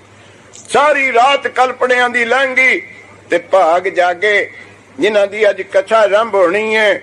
ਭਾਗੇ ਜਾਗੇ ਕਿ ਜਦੋਂ ਨੀਂਦ ਨਾ ਆਈ ਉਧਰ ਤੜਕੇ 4 ਵਜੇ ਉਹਨਾਂ ਦੀ ਨੂੰਹ ਬੀਬੀ ਅਮਰੋ, ਗੁਰੂ ਅਮਰਦਾਸ ਦੀ ਨੂੰਹ ਸ੍ਰੀ ਗੁਰੂ ਅੰਗਦ ਦੇਵ ਸਾਹਿਬ ਦੀ ਪੁੱਤਰੀ ਸੀ। ਦੂਜੇ ਪਾਤਸ਼ਾਹ ਦੀ ਧੀ, ਤੀਜੇ ਪਾਤਸ਼ਾਹ ਦੀ ਨੂੰਹ ਲੱਗਦੀ ਸੀ। ਗੁਰੂ ਅਮਰਦਾਸ ਜੀ ਦੇ ਸਕੇ ਭਾਈ ਦੇ ਪੁੱਤ ਨੂੰ ਵਿਆਹੀ ਹੋਈ ਸੀ ਗੁਰੂ ਅੰਗਦ ਦੇਵ ਪਾਤਸ਼ਾਹ ਦੀ ਸਪੁੱਤਰੀ। ਉਹ ਉੱਠੀ, ਦੁੱਧ ਰਿੜਕਣਾ ਪਾਇਆ ਤੇ ਸ਼ਬਦ ਗੁਰਬਾਣੀ ਦੇ ਪੜ੍ਹਨੇ ਆਰੰਭ ਕਰ ਦਿੱਤੇ। ਪਿਆ ਮਨੂਰ ਕੰਚਨ ਫਿਰ ਹੋਵੇ ਜੇ ਗੁਰ ਮਿਲੇ ਤਨੇਹਾ। ਇਹ ਸ਼ਬਦ ਉਹ ਗੁਰੂ ਅੰਗਦ ਦੇਵ ਅਮਰਦਾਸ ਮਹਾਰਾਜ ਜੀ ਨੇ ਜਦੋਂ ਸੁਣੇ, ਇਹ ਹਾਲਤ ਹੋ ਗਈ ਜਿਵੇਂ ਬਲਦੀ ਦੇ ਉੱਪਰ ਕੋਈ ਪਾਣੀ ਛਿੜਕ ਦੇਵੇ। ਬਲ ਤੋਂ ਜਲ ਤੋਂ ਤੌਕਿਆ। ਤੌਕਿਆ ਉਹਨੇ ਛਿੜਕਾ ਕਰਨਾ, ਸਪਰੇ ਕਰਨੀ, ਉਹਨੂੰ ਤੌਕਿਆ ਕਹਿੰਦੇ ਨੇ। ਤੌਕਿਆ ਛਿੜਕਣਾ। ਉਹ ਛਿੜਕਾ ਹੋ ਗਿਆ ਬਾਣੀ ਦਾ, ਹੇਠ ਉਤਰਿਆ ਏ। ਤੇ ਬੀਬੀ ਆਪਣੀ ਨੂੰਹ ਨੂੰ ਹੱਥ ਬੰਨ ਕੇ ਕਹਿੰਦੇ ਪੁੱਤਰੀ ਮੈਨੂੰ ਵੀ ਉਹਦੇ ਦਰਸ਼ਨ ਕਰਾ ਦੇ ਜਿਹਦੇ ਤੂੰ ਬਾਣੀ ਪੜ੍ਹਦੀ ਹੈ। ਕਿਹਦੀ ਬਾਣੀ ਹੈ? ਅਸੀਂ ਕੋਲ ਹੁੰਦੇ ਛੱਡੀ ਫਿਰਦੇ ਆ ਬਾਣੀ ਨੂੰ। ਗੁਰੂ ਅਮਰਦਾਸ ਆਪਣੀ ਨੂੰਹ ਨੂੰ ਹੱਥ ਬੰਨ ਕੇ ਆਖਿਆ ਸੀ ਇਹ ਕਿਹਦੀ ਬਾਣੀ ਹੈ? ਲੈ ਚੱਲ ਮੈਨੂੰ ਉੱਥੇ। ਤਾਂ ਉਹਨਾਂ ਦੀ ਨੂੰਹ ਲੈ ਕੇ ਆਈ ਸੀ ਸ੍ਰੀ ਗੁਰੂ ਅੰਗਦ ਦੇਵ ਪਾਤਸ਼ਾਹ ਦੇ ਕੋਲ ਖੰਡੂਰ ਸਾਹਿਬ ਗੁਰੂ ਅਮਰਦਾਸ ਮਹਾਰਾਜ ਜੀ। ਤੇ ਇੱਥੇ ਬਚਨ ਕੀ ਹੋਇਆ? ਜਦੋਂ ਬੀਬੀ ਅਮਰੋ ਲੈ ਕੇ ਗਈ ਨਾ, ਨਾਲ ਤੁਰ ਪਈ ਡੋਲੇ ਦੇ ਵਿੱਚ ਅਮਰਦਾਸ ਜੀ ਨਾਲ, ਤੇ ਜਾ ਕੇ ਆਪਣੇ ਬਾਪੂ ਅੰਗਦ ਦੇਵ ਨੂੰ ਮੱਥਾ ਟੇਕਿਆ ਨਾ। ਤਾਂ ਗੁਰੂ ਅੰਗਦ ਦੇਵ ਜੀ ਨੇ ਵੇਖੋ ਗ੍ਰਸਤੀ ਬੈਠੇ ਹੈ, ਰਸਮ ਰਿਵਾਜ ਨਾ ਛੱਡੋ ਜਿਹੜੇ ਬਜ਼ੁਰਗਾਂ ਨੇ ਬਣਾਏ ਨੇ। ਠੇਡੇ ਹੀ ਖਾਦੇ ਆਪਾਂ ਨੇ, ਛੱਡ ਕੇ ਕੋਈ ਸੁਖ ਨਹੀਂ ਕੱਟਿਆ। ਗੁਰੂ ਅੰਗਦ ਦੇਵ ਜੀ ਕਹਿੰਦੇ ਪੁੱਤਰੀ ਤੈਨੂੰ ਡੋਲੇ ਵਿੱਚ ਪਾਉਣ ਲੱਗਿਆ ਮੈਂ ਇੱਕ ਬਚਨ ਕਿਹਾ ਸੀ। ਇਹ ਗੁਰੂ ਅੰਗਦ ਦੇਵ ਦੀ ਵਰਡਿੰਗ ਹੈ ਜਿਹੜੀ ਮੈਂ ਤੁਹਾਡੇ ਚਰਨਾਂ ਵਿੱਚ ਪੇਸ਼ ਕਰਦਾ। ਪੁੱਤਰੀ ਤੈਨੂੰ ਮੈਂ ਕਿਹਾ ਸੀ ਸਹੁਰੇ ਘਰ ਤੋਂ ਉਹਨਾਂ ਚਿਰ ਨਹੀਂ ਆਉਣਾ ਜਿੰਨਾ ਚਿਰ ਸਾਡਾ ਸੱਦਾ ਨਾ ਜਾਵੇ। ਦੇਖੋ ਕੈਸੇ ਪ੍ਰਿੰਸੀਪਲ, ਕੈਸੇ ਨਿਯਮ ਸੀ। ਤਾਂ ਹੀ ਨਿਭੀ ਜਾਂਦੀ ਸੀ। ਇੱਥੇ ਤਾਂ ਕਈ ਜਨ ਰੋਟੀ ਖਾਂਦੀ ਉਹ ਮੁੜ ਆਉਂਦੀ ਹੈ, ਅੱਜ ਆਖੋ ਸਤਨਾਮ, ਵੇਖੋ ਕੀ ਹਾਲ ਹੋਇਆ। ਦੇਖੋ ਹਾਲ ਕੀ ਹੋਇਆ। ਏਅਰਪੋਰਟ ਤੇ ਕੁੜੀ ਆਈ, ਵਿਆਹੀ ਹੋਈ, ਉੱਥੇ ਹੀ ਡਿਵੋਰਸ ਹੈ, ਜੇ ਘਰ ਵੀ ਨਹੀਂ ਬੜੀ। ਵੇਖੋ ਇਹ ਗੱਲਾਂ ਐਵੇਂ ਨਹੀਂ ਹੋਈਆਂ। ਅਸੀਂ ਉਹ ਜਿਹੜੇ ਨਿਯਮ ਬਣਾਏ ਸੀ ਉਹ ਤੋੜ ਦਿੱਤੇ। ਗੁਰੂ ਅੰਗਦ ਦੇ ਮਹਾਰਾਜ ਮਾਲਕ ਦੋ ਜਹਾਨਾਂ ਦੇ, ਉਹ ਕਹਿੰਦੇ ਪੁੱਤਰੀ ਤੂੰ ਕਿਉਂ ਬੁਲਾਏ ਤੇ ਬਿਨਾ ਪੇਕੇ ਘਰ ਆਈ। ਦੇਖੋ ਕੈਸਾ ਵਸਣ ਦਾ ਤਰੀਕਾ ਹੈ। ਇੰਨਾ ਬਚਨ ਤੈਨੂੰ ਮੈਂ ਕਹਿ ਕੇ ਤੋਰਿਆ ਸੀ, ਜਦ ਤੱਕ ਬੁਲਾਈਏ ਨਾ ਤੂੰ ਮਾਪਿਆਂ ਦੇ ਵਿਹੜੇ ਨਹੀਂ ਵੜਨਾ, ਤੇ ਜਦ ਤੱਕ ਇਥੋਂ ਤੋਰੀਏ ਨਾ ਤੂੰ ਜਾਣਾ ਨਹੀਂ। ਪਰ ਸਮਝਦੇ ਸੀ। ਦੂਜੀ ਗੱਲ ਪਤਾ ਕੀ ਕਹੀ ਸੀ ਗੁਰੂ ਅੰਗਦ ਦੇਵ ਜੀ ਨੇ? ਕਹਿੰਦੇ ਧੀਏ ਤੂੰ ਆ ਤਾਂ ਗਈ, ਪਰ ਜਿਹਨੂੰ ਨਾਲ ਲੈ ਆਈ ਏ ਉਹਨੂੰ ਬਾਹਰੇ ਖੜਾ ਕਰਿਆ ਅੱਜ ਆਖੋ ਸਤਨਾਮ, ਉਹਨੂੰ ਵੀ ਲੈ ਕੇ ਆ। ਉਹ ਜਿੱਥੇ ਹੁਣ ਮੱਲ ਅਖਾੜਾ ਗੁਰਦੁਆਰਾ ਤੇ ਟੋਭਾ ਹੁੰਦਾ ਸੀ, ਟੋਭੇ ਪਰ ਖੜਾਤਾ ਅਮਰਦਾਸ ਜੀ ਆਪਣੇ ਸਹੁਰੇ ਨੂੰ, ਤੇ ਗੁਰੂ ਜੀ ਤੋਂ ਆਗਿਆ ਲੈ ਕੇ ਤੈਨੂੰ ਬੁਲਾਉਣੇ। ਗੁਰੂ ਅੰਗਦ ਦੇ ਪਹਿਲਾਂ ਹੀ ਜਾਣਦੇ, ਉਹਨੂੰ ਬੰਦੇ ਬਾਹਰ ਖੜਾਇਆ ਹੀ, ਲੈ ਆਏ ਤੇ ਲੈ ਆਏ। ਗੁਰਸਿੱਖ ਪਿਆਰਿਓ, ਡਾਲਰ ਤਾਂ ਦੇ ਜਾ, ਤੈਨੂੰ ਖੜਾਊਗੀ ਤੇਰੀ ਮੰਮੀ। ਬਹੁਤ ਚੰਗਾ, ਲੈ ਕੇ ਬੱਚੇ ਬਹਿ ਜਾ ਮੰਮੀ ਦੀ ਗੋਦੀ ਚ, ਗੱਜ ਕੇ ਆਖੋ ਸਤਨਾਮ ਸ਼੍ਰੀ ਵਾਹਿਗੁਰੂ। ਤਾਂ ਗੁਰਸਿੱਖ ਪਿਆਰਿਓ ਲੈ ਆਈ। 72 ਸਾਲ ਦੀ 70 ਸਾਲ ਦੀ ਉਮਰ। ਜਦੋਂ ਕੁੜਮ ਆਇਆ ਜਿਨ੍ਹਾਂ ਦੇ ਘਰ ਧੀ ਵਿਆਹੀ ਹੋਈ, ਤੇ ਧੀ ਵਾਲੇ ਨੇ ਤਾਂ ਗੁਰਮੁਖ ਪਿਆਰਿਓ ਸਤਿਕਾਰ ਕਰਨਾ ਸੀ। 5 ਰੁਪਏ ਚਾਂਦੀ ਦੇ ਰੱਖੇ ਗੁਰੂ ਅੰਗਦ ਦੇਵ ਜੀ ਨੇ। ਇੱਕ ਖੇਸ ਲਿਆ, ਬਹੁਤ ਸੋਹਣਾ ਖੇਸੀ, ਜਿਹੜੀਆਂ ਬੀਬੀਆਂ ਘਰਾਂ ਚ ਬੁਣਦੀਆਂ ਹੁੰਦੀਆਂ ਸੀ। ਗੁਰਸਿੱਖ ਪਿਆਰਿਓ ਮਿਲਣੀ, ਕੁੜਮ ਦੇ ਕੁੜਮ ਆਇਆ, ਮੁੰਡੇ ਦਾ ਬਾਪੂ ਆਇਆ, ਕੁੜੀ ਦੇ ਸਹੁਰਿਆਂ ਤੋਂ। ਧੰਨ ਗੁਰੂ ਅਮਰਦਾਸ ਜਿਨ੍ਹਾਂ ਦੀ ਅੱਜ ਕਥਾ ਆਰੰਭ ਹੋ ਰਹੀ ਹੈ, ਚਰਨ ਫੜ ਲਏ ਆਪਣੇ ਕੁੜਮ ਦੇ ਤੇ ਹੱਥ ਬਨ ਕੇ ਕਹਿ ਦਿੱਤਾ, ਮੇਰੇ ਸਤਿਗੁਰ ਇਹ ਤੇਰੇ 5 ਰੁਪਏ ਤਾਂ ਬਹੁਤ ਹੈ, ਇਹ ਤਾਂ ਲੱਖਾਂ ਹੀ ਨੇ। ਜਿਹੜਾ ਆਦਰ ਨਾਲ ਦਿੱਤਾ ਜਾਵੇ ਉਹ ਤਾਂ ਪਾਣੀਓਂ ਬੜਾ ਚੰਗਾ ਹੈ। ਆਪ ਦਿਆ ਸੋ दूध ਬਰਾਬਰ, ਮੰਗ ਲਿਆ ਸੋ ਪਾਣੀ। ਜਿਹੜਾ ਆਪ ਪਿਆਰ ਨਾਲ ਪਾਣੀ ਪਿਲਾ ਦੇਵੇ ਉਹ ਪਾਣੀ ਦੁੱਧ ਹੈ। ਜਿਹੜਾ ਮੰਗ ਕੇ ਦੁੱਧ ਪੀਤਾ ਉਹ ਤਾਂ ਦੁੱਧ ਵੀ ਪਾਣੀਓ ਹੈ। ਅੱਜ ਆਖੋ ਸਤਨਾਮ, ਤੁਸੀਂ ਸਤਿਕਾਰ ਕੀਤਾ, ਬਹੁਤ ਤੁਹਾਡੀ ਕਿਰਪਾ। ਆ ਖੇਸ ਤੁਸੀਂ ਦਿੱਤਾ ਮੈਨੂੰ, ਬਹੁਤ ਆਦਰ ਨਾਲ ਦਿੱਤਾ ਜਾਂਦਾ ਸੀ ਖੇਸ ਖੇਸੀਆਂ ਉਦੋਂ। ਪਰ ਮੇਰੀ ਬੇਨਤੀ ਸੁਣ ਲੈ ਮੇਰੇ ਸਤਿਗੁਰ, ਮੈਂ ਕੁੜਮ ਬਣ ਕੇ ਨਹੀਂ ਆਇਆ, ਮੈਂ ਰਿਸ਼ਤੇਦਾਰ ਬਣ ਕੇ ਨਹੀਂ ਆਇਆ। 5 ਰੁਪਏ ਕੀ ਲੈਣੇ ਐ ਤੈਥੋਂ? ਮੈਨੂੰ ਉਹ ਧਨ ਦੇ ਦੇ ਜਿਹੜਾ ਦੋਹਾਂ ਜਹਾਨਾਂ ਵਿੱਚ ਨਾ ਮੁੱਕੇ। ਇਹ 5 ਰੁਪਏ ਤਾਂ ਮਹੀਨੇ ਅੰਦਰ ਖਤਮ ਹੋ ਜਾਣਗੇ। ਕੋਈ ਐਸਾ ਧਨ ਦੇ ਦੇ, ਤੇਰੇ ਦਰ ਤੇ ਆਏ, ਜਿਹੜਾ ਧਨ ਮੁੱਕੇ ਹੀ ਨਾ। ਇਹੋ ਧਨ ਅਖੁੱਟ ਨਾ ਨਿਖੁੱਟੇ ਨਾ ਜਾਏ, ਪੂਰੇ ਸਤਿਗੁਰ ਦੀਆ ਦਿਖਾਏ। ਇਹ ਜਿਹੜਾ ਤੇਰਾ ਖੇਸ ਹੈ ਬਹੁਤ ਮਾਣ ਹੈ, ਸਤਿਕਾਰ ਹੈ ਮੇਰਾ। ਦੇਖੋ ਗੁਰੂ ਅਮਰਦਾਸ ਜੀ ਦੇ ਬਚਨ, ਮੇਰੇ ਸਤਿਗੁਰ ਮੈਨੂੰ ਉਹ ਕੱਪੜਾ ਦੇ ਦੇ ਜਿਸ ਨਾਲ ਮੇਰੀ ਦੋਹਾਂ ਲੋਕਾਂ ਵਿੱਚ ਪੱਤ ਢੱਕ ਹੋ ਜਾਵੇ। ਉਹ ਵਸਤਰ ਪਾ ਦੇ ਮੇਰੇ ਉੱਤੇ। ਆਪਣੇ ਕੁੜਮ ਨੂੰ ਬਚਨ ਕੀਤੇ, ਬਸ ਫੇ ਤਾਂ ਹੀ ਤਾਂ ਬਾਣੀ ਨੇ ਇਹ ਐਨ ਮੋਹਰ ਲਾਤੀ ਗੁਰੂ ਗ੍ਰੰਥ ਸਾਹਿਬ ਵਿੱਚ। ਜਰਾ ਗੱਜ ਕੇ ਬੋਲੋ, ਤੋਖੇ ਬਣ ਆਵੇ ਤੇਰੀ ਉਪਮਾ, ਤੋਗੇ ਬਣ ਆਵੇ ਤੇਰੀ ਉਪਮਾ ਜੀ, ਤੋਗੇ ਬਣ ਆਵੇ ਤੇਰੀ ਉਪਮਾ, ਤੋਹੇ ਬਣ ਆਵੇ ਤੇਰੀ ਉਪਮਾ, ਤੋਗੇ ਬਣ ਆਵੇ ਜੀ ਤੇਰੀ ਉਪਮਾ, ਤੋਗੇ ਬਣ ਆਵੇ ਤੇਰੀ ਉਪਮਾ ਜੀ, ਤੋਗੇ ਬਣ ਆਵੇ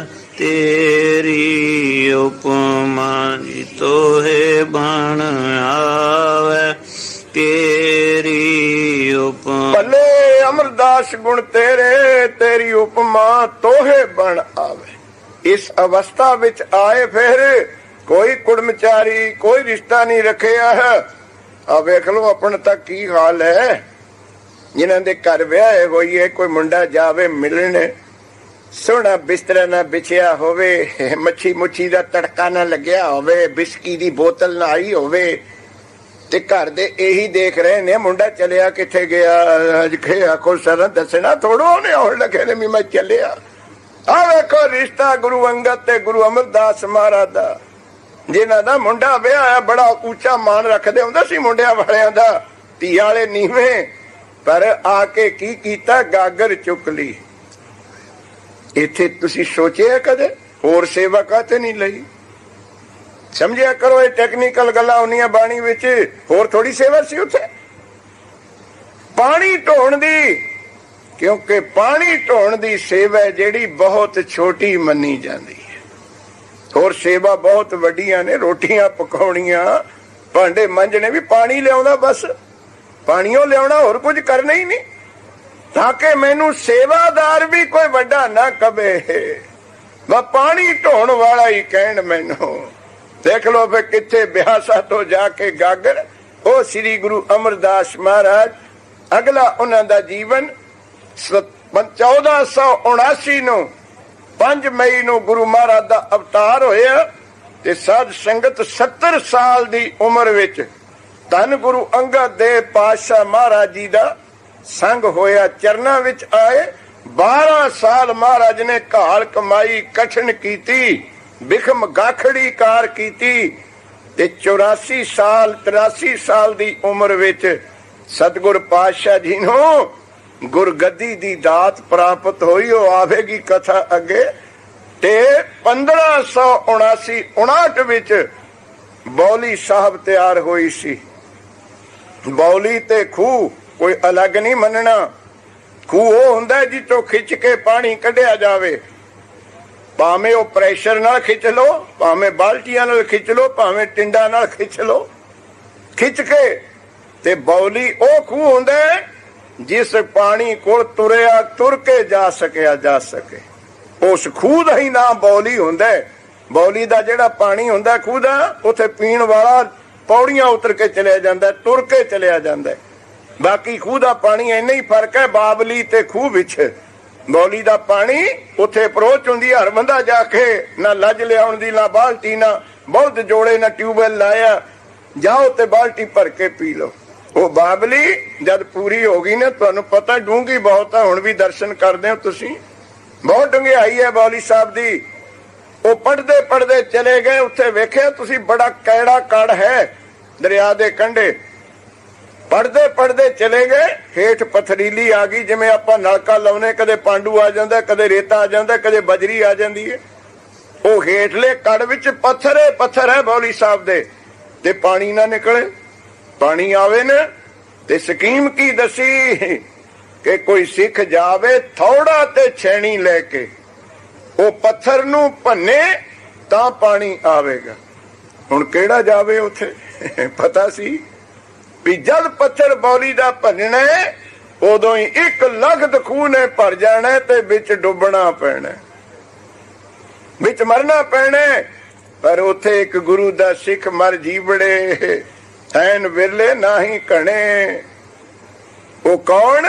ਭਾਈ ਮਾਣਕ ਚੰਦ ਨੋਟ ਰੱਖਿਓ, ਗੁਰੂ ਦਾ ਸਿੱਖ, ਇੱਕੋ ਇੱਕ ਪੁੱਤ ਗੋਇੰਦਵਾਲ ਸਾਹਿਬ ਵਿੱਚ ਰਹਿਣ ਵਾਲੀ ਮਾਈ ਦਾ। ਉਹ ਕਹਿੰਦਾ ਮਹਾਰਾਜ ਇਹ ਸੇਵਾ ਮੈਨੂੰ ਬਖਸ਼ੋ, ਜਿਸ ਖੂਹ ਦੇ ਵਿੱਚੋਂ, ਜਿਸ ਬੌਲੀ ਵਿੱਚੋਂ ਮੁਕਤੀ ਮਿਲਣੀ ਹੈ, ਚਾਰੇ ਵਰਨਾ ਨੇ ਆ ਕੇ ਜਲ ਛਕਣਾ, ਐਸਾ ਅੰਮ੍ਰਿਤ ਜਗ੍ਹਾ, ਐਸੀ ਅੰਮ੍ਰਿਤ ਸਰੋਵਰ ਦੀ ਸੇਵਾ, ਜੇ ਮੇਰੀ ਜਾਨ ਵੀ ਜਾਂਦੀ ਹੈ ਕੋਈ ਨਹੀਂ। ਚੱਕਿਆ ਥੋੜਾ ਛੇਣੀ, ਵੜ ਗਿਆ ਉਸ ਡੂੰਗੀ ਬੌਲੀ ਵਿੱਚ, ਤੇ ਜਦੋਂ ਪੱਥਰ ਨੂੰ ਭੰਨਦਾ ਗਿਆ, ਐਸਾ ਵੱਡਾ ਪੱਥਰ ਨਿਕਲਿਆ ਪਾਣੀ ਦੇ ਜ਼ੋਰ ਨਾਲ, ਮਿੰਟਾਂ 'ਚ ਪਾਣੀ ਭਰ ਗਿਆ, ਤੇ ਮਾਣਕ ਚੰਦ ਜੀ ਵਿੱਚ ਡੁੱਬ ਗਏ, ਇੱਕੋ ਇੱਕ ਪੁੱਤਰ। ਮਾਤਾ ਦੁਆਈਆਂ ਪਾਵੇ। ਸ੍ਰੀ ਗੁਰੂ ਅਮਰਦਾਸ ਕਹਿੰਦੇ, ਮਾਤਾ ਜੀ ਕਿਉਂ ਨਾਰਾਜ਼ ਹੁੰਦੇ ਹੋ, ਕਿਉਂ ਚਿੰਤਾ ਕਰਦੇ ਹੋ? ਉਹ ਗੁਰੂ ਦੀ ਸੰਗਤ ਦੀ ਸੇਵਾ ਵਾਸਤੇ ਗਿਆ, ਤਸੱਲੀ ਰੱਖੋ, ਬਾ ਇੰਨਾ ਬਚਨ ਕਹਿਣ ਦੀ ਦੇਰ ਸੀ, ਜਦੇ ਉਹਦੀ ਬਾਡੀ ਉੱਪਰ ਆ ਗਈ ਤੇ ਸਿੱਖਾਂ ਨੇ ਖਿੱਚ ਲਈ। ਉਹ ਮਾਣਕ ਚੰਦ ਸੀ ਜਿਸ ਨੇ ਸਰੀ ਆਪਣਾ ਤਲੀ ਤੇ ਸਿਰ ਰੱਖ ਕੇ ਬੌਲੀ ਸਾਹਿਬ ਦਾ ਕੜ ਤੋੜਿਆ ਸੀ 1559 ਦੇ ਵਿੱਚ, ਤੇ ਗੁਰੂ ਮਹਾਰਾਜ 1574 ਵਿੱਚ 1 ਸਤੰਬਰ ਜਿਹੜਾ ਹੁਣ ਲੰਘਿਆ, ਅਸੀਂ ਗੁਰਪੁਰਬ ਧਿਆਨ ਨਹੀਂ ਦਿੰਦੇ, 1574 1 ਸਤੰਬਰ ਨੂੰ ਸ੍ਰੀ ਗੁਰੂ ਅਮਰਦਾਸ ਮਹਾਰਾਜ ਜੀ ਸ੍ਰੀ ਗੋਇੰਦਵਾਲ ਸਾਹਿਬ ਜੋਤੀ ਜੋਤ ਸਮਾਏ ਸੀ। ਉਹਨਾਂ ਦੇ 2 ਪੁੱਤਰ 2 ਪੁੱਤਰੀਆਂ, 2 ਪੁੱਤਰੀਆਂ ਸੀ, ਬੀਬੀ ਭਾਨੀ ਜੀ, ਬੀਬੀ ਦਾਨੀ ਜੀ। ਦਾਨੀ ਜੀ ਵੱਡੇ ਸਨ, ਬੀਬੀ ਭਾਨੀ ਜੀ ਛੋਟੇ ਸਨ। 2 ਪੁੱਤਰ ਸਨ ਗੁਰੂ ਅਮਰਦਾਸ ਜੀ ਦੇ, ਇੱਕ ਬਾਬਾ ਮੋਹਨ ਜੀ ਤੇ ਇੱਕ ਬਾਬਾ ਮੋਹਰੀ ਜੀ।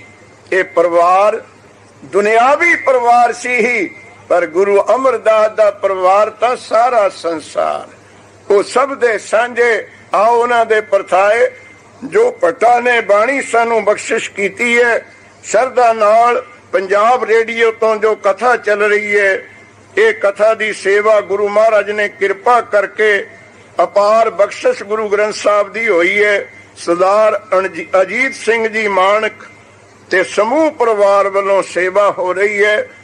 ਇਹ ਸੇਵਾ ਬਾਬਤ ਦਾਸ ਤਾਂ ਬੋਲਦਾ ਹੈ, ਤੁਹਾਨੂੰ ਤਾਂ ਹੁਣ ਪਤਾ ਹੀ ਹੈ ਮੇਰੇ ਸੁਭਾਅ ਦਾ, ਕਿ ਕਿਸੇ ਦੇ ਕਹੇ ਤੇ ਕੋਈ ਗੱਲ ਕਹਿਣੀ ਨਹੀਂ, ਤੇ ਕੋਈ ਕਵੇ ਕਿਸੇ ਦੇ ਕਹੇ ਤੇ ਹਟਣਾ ਨਹੀਂ ਜੋ ਗੁਰੂ ਦੀ ਗੱਲ ਕਹਿਣੀ ਹੈ। ਕਿਸੇ ਦੇ ਗਿੱਠੇ ਲੱਗੇ ਗੋਡੇ ਲੱਗੇ, ਮੈਂ ਤਾਂ ਗੁਰੂ ਦੀ ਗੱਲ ਕਹਿਣੀ ਹੈ, ਕਿਉਂਕਿ ਗੁਰੂ ਦੀ ਗੱਲ ਜਦੋਂ ਤੁਸੀਂ ਸੁਣਨੀ ਹੈ, ਇਹ ਤਾਂ ਬੜੇ ਟੀਕੇ ਨੇ, ਥੋੜੀ ਜੀ ਚੀਜ਼ ਵੱਟਣੀਓ ਪਊਗੀ। ਆਖੋ ਸਤਨਾਮ, ਟੀਕਾ ਲੱਗਦਾ ਤੇ ਸੂਈ ਨੇ ਕੁੱਬਣਾ ਹੀ ਕੁੱਬਣਾ। ਦਾਲ ਦੀ ਉਹ ਬਿਰਤੀ ਨਹੀਂ ਵੀ ਕਮੇਟੀ ਆਏ ਨੇ ਕਹਿਤਾ, ਕਿਸੇ ਫਲਾਣੇ ਨੇ ਕਹਿਤਾ ਜੀ ਆਹ ਗੱਲ ਬੋਲਿਓ ਜੀ, ਆਹ ਨਾ ਬੋਲਿਓ ਨਾ, ਮੈਂ ਤਾਂ ਉਹੀ ਬੋਲਣਾ ਜੋ ਸਤਿਗੁਰਾਂ ਨੇ ਕਿਹਾ।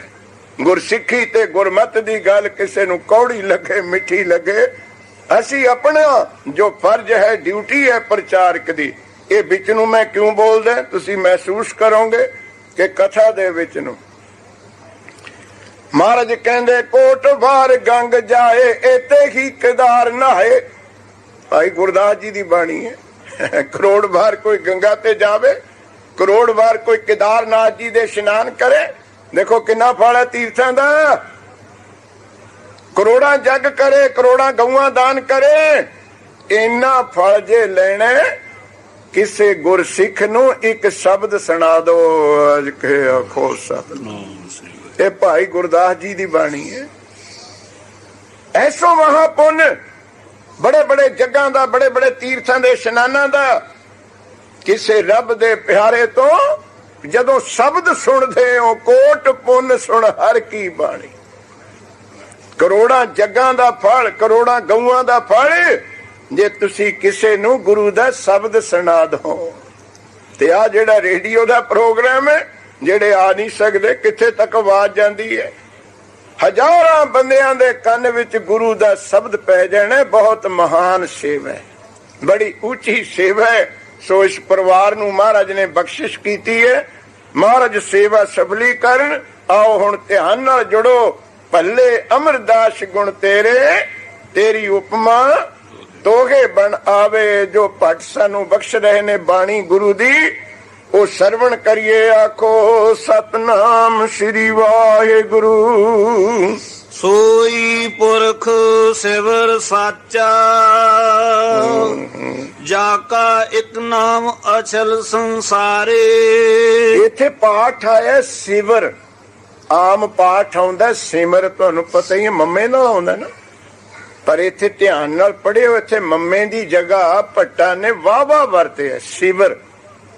ਤੇ ਹੁਣ ਜੇ ਸਿਵਰ ਦੇ ਅਰਥ ਕਰੀਏ, ਸਿਵਰ ਦਾ ਅਰਥ ਹਿੰਦੀ ਵਿੱਚ ਹੈ ਕੈਂਪ ਲਾਉਣਾ। ਸਿਵਰ ਕੈਂਪ ਲਾ ਲੈਣਾ, ਚੌਨੀ ਤਾਲ ਲੈਣੀ, ਸਿਵਰ ਕੋਈ ਕੈਂਪ ਲਾਉਣਾ, ਇਕੱਠ ਕਰਨਾ, ਉਹਨੂੰ ਸਿਵਰ ਕਹਿੰਦੇ ਨੇ ਹਿੰਦੀ ਵਿੱਚ।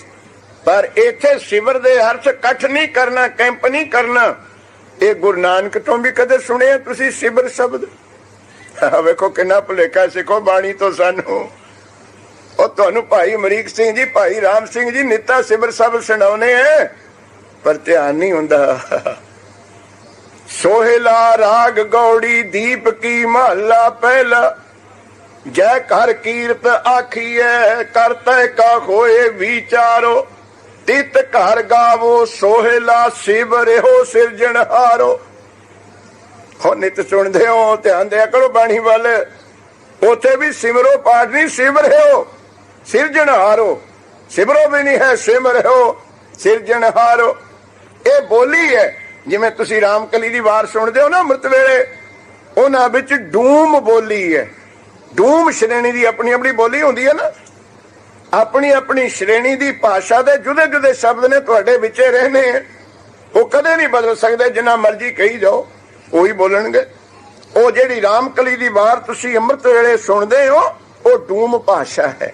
ਇਸੇ ਕਰਕੇ ਵੇਖੋ ਕਹੇ ਜੇ ਸ਼ਬਦ ਤੁਸੀਂ ਰਾਮਕਲੀ ਵਿੱਚ ਸੁਣੇ ਨੇ, ਕਿੱਕੇ ਹੋਣ, ਮਿੱਕੇ ਹੋਣ, ਜਿੱਖੇ ਹੋਣ, ਛਿੱਕੇ ਹੋਣ, ਇੱਥੇ ਭੱਟਾਂ ਦੀ ਭਾਸ਼ਾ ਹੈ। ਤੇ ਭੱਟ ਭਾਸ਼ਾ ਵਿੱਚ ਸਿਮਰ ਨੂੰ ਸ਼ਿਵਰ ਕਿਹਾ ਜਾਂਦਾ ਹੈ। ਸੋਈ ਪੁਰਖ ਸਿਵਰ ਸਾਚਾ ਜਾਂ ਕਾ ਇੱਕ ਨਾਮ ਅਛਲ ਸੰਸਾਰੋ। ਹੁਣ ਅੱਜ ਭੱਟ ਆਪਣੇ ਸਾਥੀਆਂ ਨੂੰ, ਸੰਸਾਰ ਦੇ ਲੋਕਾਂ ਨੂੰ, ਗੁਰਸਿੱਖਾਂ ਨੂੰ ਬਚਨ ਕਰਦੇ ਨੇ, ਇੱਕ ਵਾਹਿਗੁਰੂ ਦੇ ਨਾਮ ਦਾ ਸਿਮਰਨ ਕਰੋ, ਸੋਈ ਜਿਹੜਾ ਗੁਰੂ ਨਾਨਕ ਦੇਵ ਜੀ ਨੇ ਸਿਮਰਿਆ, ਜਿਹੜਾ ਗੁਰੂ ਅੰਗਦ ਦੇਵ ਜੀ ਨੇ ਸਿਮਰਿਆ, ਸੋਈ। ਆਪਾਂ ਕਹਿੰਦੇ ਨਹੀਂ ਉਹ ਜਿਹੜਾ ਗਵਾਂਢੀਆਂ ਦਾ ਮੁੰਡਾ ਜਿਵੇਂ ਕੰਮ ਕਰਦਾ ਉਹੀ ਕੰਮ ਤੂੰ ਕਰ, ਪੜ੍ਹਾਈ ਵਿੱਚ ਫਸਟ ਆਈ, ਸੋਈ ਕੰਮ ਕਰਾਏ ਜਿਤ ਮੁਖ ਉਜਲਾ, ਉਹੀ ਕੰਮ, ਉਹ ਨਾਮ ਜਿਹੜਾ ਗੁਰੂ ਨਾਨਕ ਦੇਵ ਜੀ ਨੇ ਸਿਮਰਿਆ। ਤੇ ਗੁਰੂ ਨਾਨਕ ਦੇਵ ਜੀ ਤੋਂ ਸ੍ਰੀ ਗੁਰੂ ਅੰਗਦ ਦੇਵ ਜੀ ਨੂੰ ਮਿਲਿਆ। ਐ ਭਟੋ, ਐ ਸਿੱਖੋ, ਤੁਸੀਂ ਵੀ ਉਹੀ ਇੱਕ ਵਾਹਿਗੁਰੂ ਦਾ ਨਾਮ ਸਿਮਰੋ। ਤੇ ਕਿਹੋ ਜਿਹਾ ਨਾਮ? ਅਛਲ ਸਾਰੇ ਸੰਸਾਰ ਦੀਆਂ ਚੀਜ਼ਾਂ, ਸ਼ਕਤੀਆਂ, ਮਾਣ, ਵਡਿਆਈਆਂ, ਇਹ ਛਲ ਵਿੱਚ ਆਉਣ ਵਾਲੀਆਂ ਨੇ, ਇਹ ਛਲੀਆਂ ਜਾਂਦੀਆਂ ਨੇ, ਇਹਨਾਂ ਨੂੰ ਠੱਗੀ ਹੋ ਜਾਂਦੀ ਹੈ। ਦੱਸੋ ਕਿਹੜੀ ਚੀਜ਼ ਨਹੀਂ ਠੱਗੀ ਜਾਂਦੀ? ਧਨ ਦੌਲਤ, ਜ਼ਮੀਨ, ਪਦਵੀਆਂ, ਕੁਰਸੀਆਂ ਦੇਖ ਲਓ ਕਿਵੇਂ ਬਦਲਦੀਆਂ। ਆ ਪੰਜਾਬ ਦੇ ਜਿਨ੍ਹਾਂ ਦੇ ਝੰਡੀਆਂ ਝੁੰਡੀਆਂ ਲੱਗੀ ਵਜ਼ੀਰ ਫਿਰਦੇ ਆ ਨਾ, ਅਜੇ ਭਰੋਸਾ ਹੀ ਨਹੀਂ ਵੀ ਕਿ ਰਾਤ ਦੇ 12 ਵਜੇ ਕਿਤੇ ਹੋਰ ਨੂੰ ਇਹ ਨਾ ਲੱਗ ਜਾਵੇ। ਅੱਜ ਕੇ ਆਖੋ ਸਤਨਾਮ।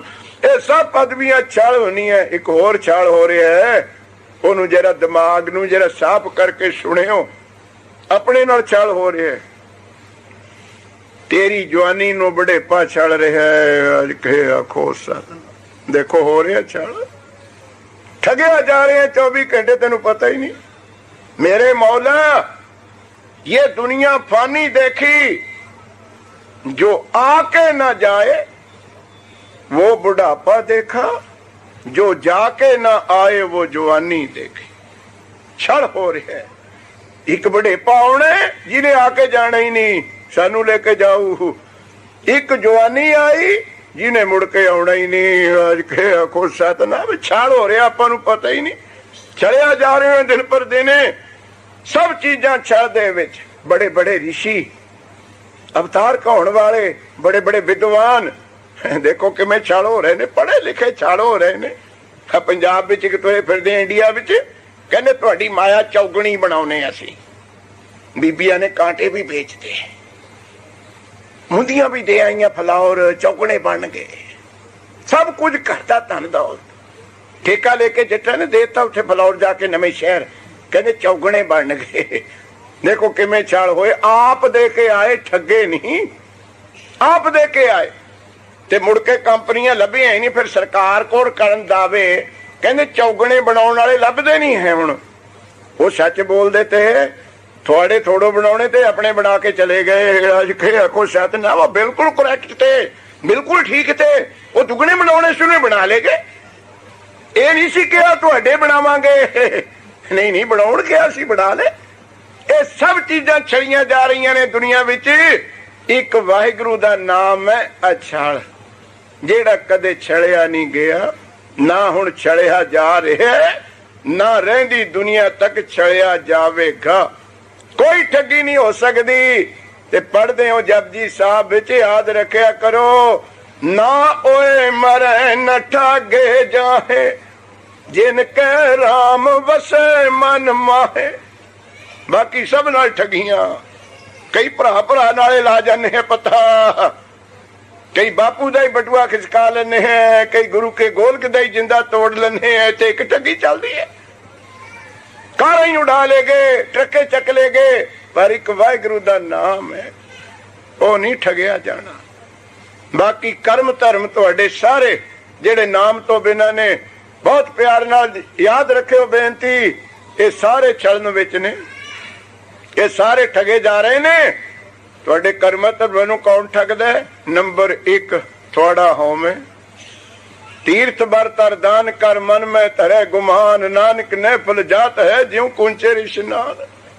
ਨਾਲ ਦੀ ਨਾਲ ਠਗ ਰਿਹਾ ਹੋਵੇ, ਜੋ ਵੀ ਕਰਦੇ ਹੋ ਨਾਲ ਦੀ ਨਾਲ ਠਗ ਲਿਆ, ਛੜ ਲਿਆ ਤੁਹਾਨੂੰ। ਤੇ ਜਿਹੜੇ ਕਰਮ ਧਰਮ ਥੋੜੇ ਜਿਹੇ ਹੋਵੇਂ ਤੇ ਬਚਦੇ ਵਾਹਿਗੁਰੂ ਦੇ ਨਾਮ ਤੋਂ ਬਿਨਾ। ਤੇ ਪੜੋ ਤਾਂ, ਕਰਮ ਧਰਮ ਪਾਖੰਡ ਜੋ ਦੀਸੈ, ਤਿੰਨ ਜਮ ਜਾ ਗਾਤੀ ਲੂਟੈ। ਉਹ ਪੰਜਾਬ ਚੋਂ ਆਏ ਹੋ, ਇੱਥੇ ਤਾਂ ਮੈਨੂੰ ਪਤਾ ਨਹੀਂ ਕੀ ਕਹਿੰਦੇ ਆ। ਉੱਥੇ ਜਿਹਨਾਂ ਆੜਤੀਆਂ ਦੇ ਕੋਲ ਆਪਾਂ ਗੇਰਦੇ ਹੁੰਦੇ ਸੀ ਜਿਣਸ, ਉਹਨਾਂ ਨੂੰ ਜਗਾਤ ਦੇਣੀ ਪਈ ਸੀ। ਜਾਕਾਤ ਸ਼ਬਦ ਹੈ, ਅਸਲ ਮਰਾਠੀ ਸ਼ਬਦ ਹੈ, ਨੋਟ ਕਰਿਓ ਇਹ। ਜਾਕਾਤ ਮਰਾਠੀ ਭਾਸ਼ਾ ਦਾ ਸ਼ਬਦ ਹੈ। ਕਮਿਸ਼ਨ ਏਜੰਟ ਆੜਤੀ ਦਿੰਦੇ ਸੀ ਨਾ ਆਪਾਂ ਆੜਤੀਆਂ ਨੂੰ। ਉਹ ਕੀ ਕਰਦੇ ਨੇ ਆੜਤੀ? ਦੇਖੋ, ਵੇਚਣ ਵਾਲਾ ਜੱਟ, ਖਰੀਦਣ ਵਾਲੀ ਗੌਰਮੈਂਟ। ਇੱਥੇ ਸੁਣਿਓ, ਜਿਹੜਾ ਤੁਹਾਡੇ ਆਪਣੇ ਨਾਲ ਜੋ ਕੁਝ ਬੀਤ ਰਿਹਾ ਹੈ, ਕਣਕ ਤਾਂ ਜੱਟ ਨੇ ਬਣਾਈ ਹੈ ਤੇ ਖਰੀਦੀ ਹੈ FCI ਆਏ ਨੇ। ਉਹ ਜਿਹੜਾ ਖਰੀਦਣ ਵਾਲਾ ਹੈ ਉਹ ਸਰਕਾਰ ਵੀ ਕਰਜਈ, ਜਿਹੜਾ ਵੇਚਣ ਵਾਲਾ ਹੈ ਉਹ ਜੱਟ ਵੀ ਕਰਜਈ, ਤੇ ਜਿਹੜਾ ਗੱਬੇ ਗੱਬੇ ਸਾਂਭਣ ਵਾਲਾ ਹੈ ਉਹ ਸੇਠ ਹੈ। ਅਜੇ ਆਖੋ ਸਤ ਨਾ ਵੇਖੋ ਕੈਸਾ ਟੌਪਿਕ ਚੱਲਦਾ ਇਹਨਾਂ ਦਾ। ਉਹ ਕਹਿੰਦੇ ਸੋਚੀਏ ਗੱਲ ਤੁਸੀਂ, ਜਿਹਨੇ ਕਣਕ ਮੱਕੀ ਜੀਰੀ ਬਣਾਈ ਉਹ ਪਿੱਟਦਾ ਫਿਰਦਾ ਲੋਨ, ਕਿਸ਼ਤ ਨਹੀਂ ਗਈ, ਆਤਮਘਾਤ ਹੋ ਰਹੇ ਨੇ। ਤੇ ਜਿਹੜੀ ਗੌਰਮੈਂਟ ਖਰੀਦੀ ਏਜੰਸੀਆਂ ਉਹ ਵੀ ਕਰਜਈ। ਕਿੰਨੀ ਗੌਰਮੈਂਟ ਕਰਜਈ ਆਪਣੇ। ਪਰ ਜਿਹੜਾ ਗੱਬੇ ਗੱਬੇ ਕਮਿਸ਼ਨ ਏਜੰਟ ਹੈ, ਜੱਟ ਨੂੰ ਸਾਈਕਲ ਨਹੀਂ ਮਿਲਦਾ, ਉਹ ਮਰੂਤੀ ਲਈ ਫਿਰਦਾ ਹੈ। ਅੱਜ ਆਖੋ ਸਤ ਨਾ ਵੇਖੋ ਜਿਹੜਾ ਗੱਬੇ ਗੱਬੇ ਕਿੱਥੇ ਪੁੱਜ ਗਿਆ। ਨਾ ਬੀਜੀ, ਨਾ ਵੱਢੀ, ਨਾ ਵੇਚੀ, ਨਾ ਖਰੀਦੀ, ਸੰਭਾਲ ਕੇਵਲ। ਉਹ ਗਈ ਹੋਈ ਜਿਣਸ ਦੀ ਆੜਤੀ ਸੰਭਾਲ ਕਰਦਾ, ਉਹਨੂੰ ਸਾਫ਼ ਕਰਾਉਂਦਾ, ਉਹਨੂੰ ਤੋਲਦਾ, ਉਹਨੂੰ ਬੋਰੀਆਂ ਵਿੱਚ ਪਾਉਂਦਾ, ਪੈਕੇਜ ਕਰਦਾ, ਇੰਨੀ ਸੰਭਾਲ ਉਹਦੀ, ਤੇ ਪਾ ਕੇ ਫਿਰ ਉਹਨੂੰ ਗੋਦਾਮਾਂ ਤੱਕ ਪਹੁੰਚਾਉਂਦਾ। ਐਸੇ ਪਿੱਛੇ ਸਭ ਕੁਝ ਲੈ ਲਿਆ।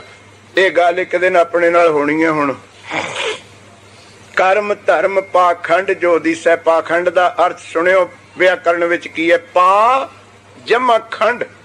ਬਹੁਤ ਧਿਆਨਯੋਗ ਸੱਜਣ ਬੈਠੇ ਹੋ, ਬਾਹਰ ਵੀ ਸੁਣਦੇ ਨੇ, ਪਖੰਡ ਪੰਡ ਕਹੀ ਜਾਂਦੇ। ਆਪਾਂ ਕਦੇ ਵਿਆਕਰਣ ਚੋਂ ਪਖੰਡ ਸ਼ਬਦ ਪੜਿਆ? ਕੀ ਹੁੰਦਾ? ਪਾ ਜਮਾ ਖੰਡ। ਪਾ ਕਹੀਏ ਪਾਉਣਾ, ਖੰਡ ਕਹੀਏ ਹਿੱਸੇ ਭਾਗ। ਤੁਸੀਂ ਜਾਣਦੇ ਹੋ ਖੰਡ ਨਾਮ ਹਿੱਸੇ ਦਾ। 9 ਖੰਡ ਪ੍ਰਿਥਵੀ ਧਰਤੀ ਦੇ 9 ਖੰਡ ਨੇ। ਭਾਗ ਕਰ ਦੇਣਾ, ਹਿੱਸਾ ਬਣਾ ਦੇਣਾ। ਜੁਦਾ ਹਿੱਸਾ ਉਦੋਂ ਬਣੋ ਜਦੋਂ ਜੁਦਾ ਹੋਊਗਾ। ਉਹ ਕਰਮ ਜਿਹੜੇ ਵਾਹਿਗੁਰੂ ਤੋਂ ਤੈਨੂੰ ਜੁਦਾ ਕਰਦੇ ਨੇ ਉਹ ਪਖੰਡ ਨੇ। ਅੱਜ ਕੇ ਆਖੋ ਸਤ। ਪਾਖੰਡ ਜਿਹਨੇ ਤੈਨੂੰ ਤੋੜਤਾ ਰੱਬ ਤੋਂ। ਜੁੜੇ ਕੋਈ ਨੂੰ ਜੁਦਾ ਕਰੋਗੇ ਤਾਂ ਹੀ ਹਿੱਸਾ ਹੋਊਗਾ ਨਾ। ਜਿਹੜਾ ਖੰਡ ਖੰਡ ਕਰ ਦੇਵੇ, ਤੈਨੂੰ ਤੋੜ ਦੇਵੇ, ਉਹਨੂੰ ਕਹੀਏ ਪਾਖੰਡ। ਸਾਡੇ ਵਿੱਚ ਵੀ ਕਰਮ ਧਰਮ ਹੈਗੇ। ਖੰਡ ਪਾਠ ਕਰਾਇਆ, ਉਹ ਮੈਂ ਖੰਡ ਪਾਠ ਕਰਾਇਆ, ਉੱਥੇ ਮਾਲ ਮੰਤਰੀ ਆਇਆ ਤਾਂ ਅੱਜ ਕੇ ਆਖੋ ਸਤ। ਮੇਰੇ ਬਾਪੂ ਦੇ ਭੋਗ ਤੇ ਚੀਫ ਮਿਨਿਸਟਰ ਆਇਆ ਥਾ। ਜਿਹੜਾ ਅਸਲ ਬਾਪੂ ਆਇਆ ਘਰ 3 ਦਿਨ ਬੈਠਾ ਰਿਹਾ, ਉਹਨੂੰ ਯਾਦ ਨਹੀਂ ਕਰਿਆ। ਅੱਜ ਕੇ ਆਖੋ ਸਤਨਾਮ। MLA ਆਇਆ ਸੀ, ਮੇਅਰ ਆਇਆ ਸੀ ਜਲੰਧਰ ਦਾ, ਚੇਅਰਮੈਨ ਆਇਆ ਸੀ। ਉਹ ਕਿੰਨੇ ਭਗਤ ਤੇਰੇ ਘਰ ਆਏ, 10 ਗੁਰੂ ਤੇਰੇ ਘਰ ਆਏ, ਸਤਿਗੁਰ ਆਪ ਆਏ ਹਾਜ਼ਰ ਨਾਜ਼ਰ। ਤੂੰ ਬੰਦਿਆਂ ਨੂੰ ਡੀਕਣ ਦੇ। ਇਹੋ ਜਿਹੇ ਜਿਹੜੇ ਕਰਮ ਧਰਮ ਨੇ, ਇਹਨਾਂ ਨੂੰ ਕੀ ਬਣਦਾ? ਜਮ ਜਾਗਾਤ, ਜਿੱਥੋਂ ਸ਼ਬਦ ਚੱਲਿਆ ਸੀ। ਸਾਨੂੰ ਸਾਂਭਣਾ ਹੈ ਨਾ ਜਮਾਂ ਨੇ ਰਸਤੇ 'ਚ। ਸਾਰਿਆਂ ਨੇ ਮੜੀਆਂ 'ਚ ਛੱਡ ਕੇ ਆ ਜਾਣਾ, ਕਬਰਾਂ 'ਚ ਗਰੀਬ ਜੈਂਟਸ ਪਾ ਕੇ ਆ ਜਾਣਾ ਆਪਾਂ ਨੂੰ ਇਹਨਾਂ ਨੇ। ਤੇ ਸਾਂਭਣਗੇ ਗਾਂ ਉਹ ਧਰਮ ਰਾਏ ਦੇ ਜਮ। ਉਹ ਲਿਜਾਣਗੇ ਬੜਾ ਲੰਮਾ ਰਸਤਾ, ਜੈ ਮਾਰਗ ਕੇ ਗਨੇ ਜਾਹੇ ਨਾ ਕੋਸਾ। ਤੇ ਉਹਨਾਂ ਨੇ ਸੰਭਾਲ ਦੀ ਜਗਾਤ ਲੈਣੀ ਨਹੀਂ ਕਮਿਸ਼ਨ ਏਜੰਟ। ਪੰਜਾਬ ਵਿੱਚ ਜਾਓ, ਇੱਥੇ ਤਾਂ ਸੁਖ ਸ਼ਾਂਤੀ ਹੈ ਜਰਾ। ਪੰਜਾਬ ਵਿੱਚ ਜੇ ਰੁੜਕੇ ਤੇ ਫਲੌਰ ਦੀ ਜਾਂ ਗਰਾਇਆਂ ਦੀ ਪੁਲਿਸ ਫੜਨ ਚਲੇ ਜਾਵੇ ਨਾ ਕਿਸੇ ਨੂੰ, ਰੁੜਕੇ ਤੋਂ ਇਧਰਲੇ ਪਾਸੇ ਛੋਟਾ ਰੁੜਕਾ ਹੈ, ਉਧਰ ਫਗੌੜੇ ਤੋਂ ਬੜਾ ਰੁੜਕਾ ਹੈ, 3 ਕਿਲੋਮੀਟਰ ਤੇ ਪੁਲਿਸ ਨੇ ਕਿਸੇ ਨੂੰ ਫੜ ਕੇ ਲਿਆਉਣਾ ਹੋਵੇ ਨਾ, ਤੇ ਵਾਪਸੀ ਚ ਆਉਂਦੇ ਨੂੰ ਐਨ ਫੁੱਲ ਵਰਗਾ ਖਾਲੀ ਕਰ ਦੇਣਗੇ। ਉਹਦੀ ਘੜੀ ਨਹੀਂ ਛੱਡਣੀ। ਜੇ ਉਹਦੀ ਮੁੰਦੀ ਪਾਈ ਹੋਈ ਉਹ ਵੀ ਖਤਮ, ਜੇ ਚੰਗੀ ਬੁਰਸ਼ਟ ਹੋਵੇ ਉਹ ਵੀ ਤਾਰ ਲੈਣਗੇ, ਜੇ ਕਿਤੇ ਨਵੇਂ ਬੂਟ ਹੋਏ ਛੱਡਣਗੇ ਪੁਲਿਸ ਵਾਲੇ। ਤੇ ਹੱਥਕੜੀ ਲੱਗੀ ਉਹ ਜੀਪ ਚ ਬਿਠਾ ਲਿਆ ਉਹ, ਤੇ ਢਾਬੇ ਮੂਹਰੇ ਖੜ ਕੇ ਚਾਹ ਪੀਣਗੇ। ਕਹਿੰਦੇ ਚਾਹ ਅਸੀਂ ਪੀਤੀ ਹੈ, ਪੈਸੇ ਤੂੰ ਦੇ। ਅੱਜ ਕੇ ਆਖੋ ਸਨਮ ਤੈਨੂੰ ਸਾਂਭ ਰਹੇ ਆ, ਤੈਨੂੰ ਲਿਆਂਦਾ ਉੱਥੋਂ, ਤੈਨੂੰ ਧਰਮਰਾਜ ਦੀ ਕਚਹਿਰੀ ਤੱਕ ਨਹੀਂ ਪਹੁੰਚਾਉਣਾ ਸੀ। ਇਹ ਗੱਲ ਆਪਣੇ ਨਾਲ ਹੋਣੀ ਹੈ। ਇੱਥੋਂ ਜਾਣ ਲੱਗਿਆਂ ਨੂੰ ਜਿਨ੍ਹਾਂ ਜਮਾਂ ਨੇ ਸਾਹਮਣੇ ਨਾ ਰਸਤੇ 'ਚ ਇਹ ਜਿਹੜੇ ਫੋਗਟ ਕਰਮ ਜੇ ਕਰਦੇ ਫਿਰਦੇ ਹੋ ਨਾ ਥੋੜੇ ਬਹੁਤੇ, ਇਹ ਰਸਤੇ ਵਿੱਚ ਜਮਾਂ ਦੀ ਜਗ੍ਹਾ ਤੇ ਲੱਗਣੀ ਹੈ। ਰਸਤੇ ਵਿੱਚ ਉਹਨਾਂ ਨੇ ਖੋ ਲੈਣੇ ਹੈ। ਤਿਸ ਜਮ ਜਾ ਗਾਤੀ ਲੂਟੇ। ਫਿਰ ਇਹੀ ਸ਼ਬਦ ਅਛਲ ਸੰਸਾਰੇ ਵਾਹਿਗੁਰੂ ਦਾ ਨਾਮ, ਇਹਨੂੰ ਨਹੀਂ ਲੁੱਟ ਸਕਦੇ। ਕਿਉਂ? ਨਿਰਵਾਣ ਕੀਰਤਨ ਗਾਵੋ ਕਰਤੇ ਕਾ ਨਿਮਖ ਸਿਮਰਤ ਜਿਤ ਛੂਟੇ। ਇੱਥੇ ਹੋਰ ਵੀ ਹੁਣ ਸਮਾਂ ਤਾਂ ਵੱਧ ਜਾਂਦਾ ਬਹੁਤ ਬੋਲਦਿਆਂ ਦਾ। ਨਾਮ ਨੂੰ ਕਿਉਂ ਨਹੀਂ ਲੁੱਟ ਸਕਦੇ? ਥੋੜੀ ਘੜੀ ਕਿਉਂ ਲੁੱਟ ਸਕਦੇ ਨੇ? ਕੜਾ ਕਿਉਂ ਤਾਰ ਸਕਦੇ ਨੇ? ਝੱਗਾ ਕਿਉਂ ਤਾਰ ਸਕਦੇ ਨੇ? ਮੁੰਦੀ ਕਾਂਟੇ ਕਿਉਂ ਤਾਰ ਸਕਦੇ ਨੇ ਜਮ? ਤੇ ਨਾਮ ਨੂੰ ਕਿਉਂ ਨਹੀਂ ਤਾਰ ਸਕਦੇ? ਸਿਆਣੇ ਬੈਠੇ ਹੋ। ਇਹ ਜਿਹੜਾ ਪਦਾਰਥ ਹੈ ਇਹਦਾ ਸਰੀਰ ਨਾਲ ਸੰਬੰਧ ਹੈ, ਕਿਉਂਕਿ ਸਰੀਰ ਪਦਾਰਥ ਹੈ। ਜਿੰਨਾ ਵੀ ਗਹਿਣੇ ਪਾਓਗੇ ਸਰੀਰ ਤੇ ਹੀ ਪਾਉਣੇ, ਉਹ ਤਾਂ ਦਿਖ ਰਹੇ ਨੇ ਸਾਹਮਣੇ। ਬਟੂਆ ਉਹ ਵੀ ਸਰੀਰ ਦੇ ਵਿੱਚ, ਉਹ ਵੀ ਪਦਾਰਥ ਹੈ। ਜੁੱਤੀ ਵੀ ਉਹ ਸਰੀਰ ਦੇ ਉੱਤੇ ਦਿਖਣ ਵਾਲੀਆਂ ਚੀਜ਼ਾਂ ਪਦਾਰਥ, ਉਹਨੂੰ ਲੁੱਟਿਆ ਜਾ ਸਕਦਾ। ਪਰ ਜਿਹੜਾ ਨਾਮ ਜਪਿਆ ਜਾਊਗਾ ਉਹ ਦੇਖਣਾ ਨਹੀਂ, ਉਹ ਤਾਂ ਤੇਰੇ ਹਿਰਦੇ ਵਿੱਚ ਹੋਣਾ। ਉਹਨੂੰ ਕਿੱਥੇ ਲੁੱਟਣਗੇ? ਅੱਜ ਕੇ ਆਖੋ ਸਤ ਸੋਈ ਨਾਮ ਸਿਮਰ ਸਾਚਾ, ਜਾਂ ਕਾ ਇੱਕ ਨਾਮ ਸੋਈ ਸਿਮਰ। ਉਸ ਇੱਕ ਵਾਹਿਗੁਰੂ ਨੂੰ ਸਿਮਰੋ ਜਿਹਨੂੰ ਗੁਰੂ ਨਾਨਕ ਦੇਵ ਜੀ ਨੇ ਸਿਮਰਿਆ। ਗੁਰੂ ਨਾਨਕ ਦੇਵ ਦੇ ਸਿਮਰਨ ਵਿੱਚੋਂ ਬਾਬਾ ਲਹਿਣਾ ਜੀ ਗੁਰੂ ਅੰਗਦ ਦੇ ਬਣ ਗਏ। ਤੇ ਫਿਰ ਉਹੀ ਹੁਣ ਸਿਮਰੋ ਸਾਰੇ ਸਿੱਖ ਤੇ ਸਾਰੇ ਭੱਟ। ਜਿਹੜਾ ਸੰਸਾਰ ਵਿੱਚ ਅਛਾਲ ਹੈ, ਛੜਿਆ ਨਹੀਂ ਜਾਣਾ। ਜਿਹੜਾ ਨਾਮ ਹੈ ਗੁਰਸਿੱਖ ਪਿਆਰਿਓ ਤੁਹਾਡਾ ਕੀਤਾ ਹੋਇਆ, ਇਹਨੂੰ ਕੋਈ ਡਾਕੂ। ਇਹ ਤਾਂ ਕਹਿ ਦਿੱਤਾ ਮੇਰੇ ਗੁਰੂ ਅਰਜਨ ਨੇ, ਗੁਰ ਕਾ ਬਚਨ ਬਸੈ ਜੀ ਨਾਲੇ, ਜਲ ਨਹੀਂ ਡੂਬੈ ਤਸਕਰ ਨਹੀਂ ਲੇਵੈ, ਪਹਾ ਨਾ ਸਾਕੈ ਜਾਲੇ। ਇਹ ਜਲ ਇਹਨੂੰ ਡੋਬ ਨਹੀਂ ਸਕਦਾ। ਤਸਕਰ ਕਹੀਏ ਵੱਡੇ ਤੋਂ ਵੱਡਾ ਚੋਰ, ਉਹ ਤੁਹਾਡੇ ਨਾਮ ਜਪੇ ਨੂੰ ਚੁਰਾ ਨਹੀਂ ਸਕਦਾ। ਤੇ ਭਾਂਬੜ ਅੱਗ ਮੱਚਦੀ ਹੋਵੇ, ਨਾਮ ਜੀ ਦੇ ਕੋਲ ਹੈ, ਉਹਨੂੰ ਅੱਗ ਸਾੜ ਨਹੀਂ ਸਕਦੀ। ਕਿਤੇ ਪ੍ਰਹਿਲਾਦ ਨੂੰ ਸਾੜਿਆ? 5-6 ਵਰਸ਼ ਦਾ ਬੱਚਾ ਕੋਲਿਆਂ ਦੇ ਉੱਤੇ ਤੁਰ ਪਿਆ, ਤਤੇ ਥੰਮ ਨੂੰ ਅੱਗ ਵਰਗੇ ਨੂੰ ਗਲ ਵੱਟੀ ਪਾ ਲਈ, ਕਿਤੇ ਸੜਿਆ? ਤੇ ਗੁਰਸਿੱਖ ਪਿਆਰਿਓ ਜਲ ਨਹੀਂ ਡੁੱਬੇ, ਜਲ ਅਗਨੀ ਵਿੱਚ ਘੱਤਿਆ। ਪ੍ਰਹਿਲਾਦ ਨੂੰ ਸਿੱਟਿਆ ਪਾਣੀ ਵਿੱਚ ਬੰਨ ਕੇ, ਕਬੀਰ ਨੂੰ ਸਿੱਟਿਆ ਬਨਾਰਸ ਵਿੱਚ ਬੰਨ ਕੇ। ਗੰਗਾ ਕੀ ਲਹਿਰ ਮੇਰੀ ਟੁੱਟੀ ਜੰਜੀਰ, ਮਿਰਗ ਛਾਲਾ ਪਰ ਬੈਠੇ ਕਬੀਰ। ਬੰਨ ਕੇ ਬੇੜੀਆਂ ਵਿੱਚ ਮਾਰਿਆ ਗੰਗਾ ਦੇ ਵਿੱਚ ਚੱਕ ਕੇ। ਸਿਕੰਦਰ ਲੋਧੀ ਨੇ ਸਿੱਧੋ ਕਹਿੰਦਾ ਇਹਨੂੰ ਗੰਗਾ ਦੇ ਵਿੱਚ। ਬੇੜੀਆਂ ਪਾ ਲੀਆਂ, ਪੈਰਾਂ ਵਿੱਚ ਵੀ ਹੱਥਾਂ ਵਿੱਚ ਵੀ, ਬੋਟ ਵਿੱਚ ਰੱਖ ਲਿਆ। ਸਿਪਾਹੀਆਂ ਨੇ ਗੰਗਾ ਦੇ ਵਿੱਚ ਮਾਰਿਆ। ਗੱਬੇ ਬੜੀ ਗੰਗਾ ਡੂੰਗੀ ਚਲਦੀ ਹੈ, ਬਨਾਰਸ ਗੰਗਾ ਜਮਨਾ ਇਕੱਠੀਆਂ ਨੇ ਉੱਥੇ। ਉਹ ਬੇੜੀ ਵਾਲੇ ਜਦੋਂ ਸਿੱਟ ਕੇ ਆਏ ਨਾ ਕਬੀਰ ਨੂੰ, ਕੀ ਵੇਖਣ? ਉਹ ਪਹਿਲਾਂ ਹੀ ਕੰਢੇ ਤੇ ਬੈਠਾ। ਸਤਨਾਮ, ਉਹ ਪਹਿਲਾਂ ਹੀ ਬੈਠਾ। ਉਹ ਜਿਹੜੇ ਸਿਪਾਹੀ ਸਿੱਟ ਕੇ ਆਏ ਸੀ ਆਪਸ ਵਿੱਚ ਲੜਨ ਲੱਗ ਗਏ। ਅੱਧੇ ਕਹਿਣ ਉਹੀ ਕਬੀਰ ਹੈ, ਅੱਧੇ ਕਹਿੰਦੇ ਤੁਸੀਂ ਮੂਰਖ ਹੋ ਗਏ। ਉਹ ਨਹੀਂ ਹੈ, ਉਹਨੂੰ ਬੇੜੀਆਂ ਪਾਈਆਂ ਵੀ ਐਡਾ ਡੂੰਘਾ ਸਿੱਟਿਆ। ਉਹ ਕਹਿੰਦੇ ਅਸੀਂ ਜਾਣਦੇ ਆ ਉਹੀ ਹੈ। ਦੂਜੇ ਕਹਿੰਦੇ ਤੁਸੀਂ ਮੂਰਖ ਹੋ। ਜੇ ਉਹ ਹੁੰਦਾ ਅਸੀਂ ਵੀ ਮੰਨ ਲੈਂਦੇ। ਇਹਦੇ ਕੱਪੜੇ ਤਾਂ ਭਿੱਜੇ ਹੁੰਦੇ, ਤਾਂ ਸੁੱਕਾ ਹੀ ਬੈਠਾ। ਚਲੋ ਡੁੱਬਦਾ ਨਾ, ਇਹਦੇ ਕੱਪੜੇ ਤਾਂ ਭਿੱਜੇ ਹੁੰਦੇ, ਇਹ ਤਾਂ ਸੁੱਕਾ ਬੈਠਾ। ਉਹ ਕਿਵੇਂ ਹੋਊਗਾ? ਉਹ ਸਿਪਾਹੀ ਕਹਿੰਦੇ ਆਪਾਂ ਨੇ ਕੀ ਲੈਣਾ, ਇਹਨੂੰ ਫੇਰ ਫੜੋ। ਜੇ ਬਾਦਸ਼ਾਹ ਨੂੰ ਪਤਾ ਲੱਗ ਗਿਆ ਆਪਾਂ ਨੂੰ ਸੂਲੀ ਠੰਗ ਦੂ ਵੀ ਰਿਸ਼ਵਤ ਲੈ ਕੇ ਛੱਡਤਾ। ਤੇ ਕਬੀਰ ਸਾਹਿਬ ਨੂੰ ਦੁਬਾਰਾ ਲੈ ਗਏ ਸਿਕੰਦਰ ਲੋਧੀ ਦੇ ਅਡੋਲ ਖੜੇ। ਸਿਕੰਦਰ ਲੋਧੀ ਨੂੰ ਕਹਿੰਦੇ ਜੀ ਇਹ ਅਸੀਂ ਸਿੱਟ ਕੇ ਆਏ, ਇਹ ਤਾਂ ਸਾਤੋਂ ਵੀ ਪਹਿਲਾਂ ਨਿਕਲੇ ਆਇਆ। ਸਿਕੰਦਰ ਲੋਧੀ ਕਹਿੰਦਾ ਕਬੀਰ ਕਿਵੇਂ ਨਿਕਲਿਆ, ਕਿਹਨੇ ਬਚਾਇਆ ਤੈਨੂੰ? ਦੇਖੋ ਸਮਝਿਓ ਪਿਆਰ, ਅਛਲ ਸੰਸਾਰੇ ਕਿਸ ਨਾਮ ਦੇ ਲੜ ਲਾਇਆ ਸਾਨੂੰ? ਸਿਕੰਦਰ ਲੋਧੀ ਕਹਿੰਦਾ ਕਿਵੇਂ ਬਚਿਆ ਤੂੰ? ਐਡੀ ਗੰਗਾ। ਕਬੀਰ ਸਾਹਿਬ ਕਹਿੰਦੇ ਮੈਨੂੰ ਐ ਦੱਸ ਵੀ ਤੇਰੇ ਸਿਪਾਹੀਆਂ ਨੇ ਮੈਨੂੰ ਸਿੱਟਿਆ ਕਿਉਂ? ਦੇਖੋ ਜਵਾਬ, ਪਹਿਲਾਂ ਇਹ ਦੱਸ ਇਹਨਾਂ ਨੇ ਸਿੱਟਿਆ ਕਿਉਂ? ਸਿਕੰਦਰ ਲੋਧੀ ਕਹਿੰਦਾ, ਸਿਕੰਦਰ ਲੋਧੀ ਐਡਾ ਕੱਟੜ ਬਾਦਸ਼ਾਹ ਹੋਇਆ, 3,52,000 ਹਿੰਦੂ ਉਹਨੇ ਮੁਸਲਮਾਨ ਬਣਾਇਆ। 4,32,000 ਹਿੰਦੂ ਸਿਕੰਦਰ ਲੋਧੀ ਨੇ ਵੱਢਿਆ। ਇੰਨਾ ਕੱਟੜ ਜ਼ਾਲਮ ਬਾਦਸ਼ਾਹ ਸੀ ਸਿਕੰਦਰ ਲੋਧੀ। ਇਹਨਾਂ ਨੇ ਮੈਨੂੰ ਕਿਉਂ ਸਿੱਟਿਆ? ਤੇਰੇ ਸਿਪਾਹੀਆਂ ਨੇ। ਸਿਕੰਦਰ ਲੋਧੀ ਕਹਿੰਦੇ ਇਹਨਾਂ ਨੇ ਨਹੀਂ ਸਿੱਟਿਆ, ਇਹਨਾਂ ਪਰ ਮੇਰਾ ਹੁਕਮ ਸੀ। ਇਹ ਕੌਣ ਸੀ ਤੈਨੂੰ ਸਿੱਟਣ ਵਾਲੇ? ਮੈਂ ਹੁਕਮ ਕੀਤਾ, ਇਹ ਮੇਰੇ ਹੁਕਮ ਵਿੱਚ ਚੱਲੇ ਨੇ, ਇਹ ਨਹੀਂ ਸਿੱਟ ਕੇ ਆਏ, ਮੇਰੇ ਹੁਕਮ ਮੰਨ ਕੇ ਇਹਨਾਂ ਨੇ ਤੈਨੂੰ ਸਿੱਟਿਆ। ਆ ਕਬੀਰ ਸਾਹਿਬ ਕਹਿੰਦੇ ਮੂਰਖਾ, ਜਿਵੇਂ ਤੇਰੇ ਸਿਪਾਹੀ ਤੇਰੇ ਹੁਕਮ ਵਿੱਚ ਚੱਲਦੇ ਨੇ, ਗੰਗਾ ਵੀ ਮੇਰੇ ਰਾਮ ਦੇ ਹੁਕਮ ਵਿੱਚ ਚੱਲਦੀ ਹੈ। ਅੱਜ ਕੇ ਆਖੋ ਸਤਨਾਮ। ਤੇਰੇ ਸਿਪਾਹੀਆਂ ਨੇ ਤੇਰਾ ਹੁਕਮ ਮੰਨਿਆ ਤੇ ਗੰਗਾ ਨੇ ਭੈ ਵਿੱਚ ਪਵਨ ਵਹਿ ਸਦਵਾਓ। ਭੈ ਵਿੱਚ ਚੱਲੇ ਲੱਖ ਦਰਿਆ। ਉਹਨੇ ਵਾਹਿਗੁਰੂ ਦਾ ਹੁਕਮ ਮੰਨਿਆ, ਉਹਦੇ ਹੁਕਮ ਵਿੱਚ ਚੱਲੇ। ਤੇਰੀ ਚਲਾਈ ਵੀ ਗੰਗਾ ਥੋੜੋ ਚੱਲ ਰਹੀ ਹੈ। ਜਿਵੇਂ ਤੇਰੇ ਸਿਪਾਹੀ ਤੇਰਾ ਹੁਕਮ। ਫਿਰ ਬਚਨ ਕੀਤਾ ਤੇਰੇ ਖਾਤਰ ਐਸੀ ਕਰਾਮਾਤ। ਇਹ ਕਿਉਂ ਹੋ ਗਈ? ਕਬੀਰ ਸਾਹਿਬ ਕਹਿੰਦੇ ਦੇਖ, ਤੇਰੇ ਸਿਪਾਹੀਆਂ ਦੇ ਹਿਰਦੇ ਵਿੱਚ ਤੇਰਾ ਕੀਤਾ ਬਚਨ ਵਸ ਰਿਹਾ, ਤੇਰਾ ਹੁਕਮ ਵਸ ਰਿਹਾ ਨਾ। ਇਸ ਤਰ੍ਹਾਂ ਹੀ ਮੇਰੇ ਹਿਰਦੇ ਵਿੱਚ ਮੇਰੇ ਮਾਲਕ ਦਾ ਬਚਨ ਵਸ ਰਿਹਾ, ਮੇਰੇ ਪ੍ਰਮਾਤਮਾ ਦਾ ਬਚਨ ਵਸ ਰਿਹਾ ਹੈ।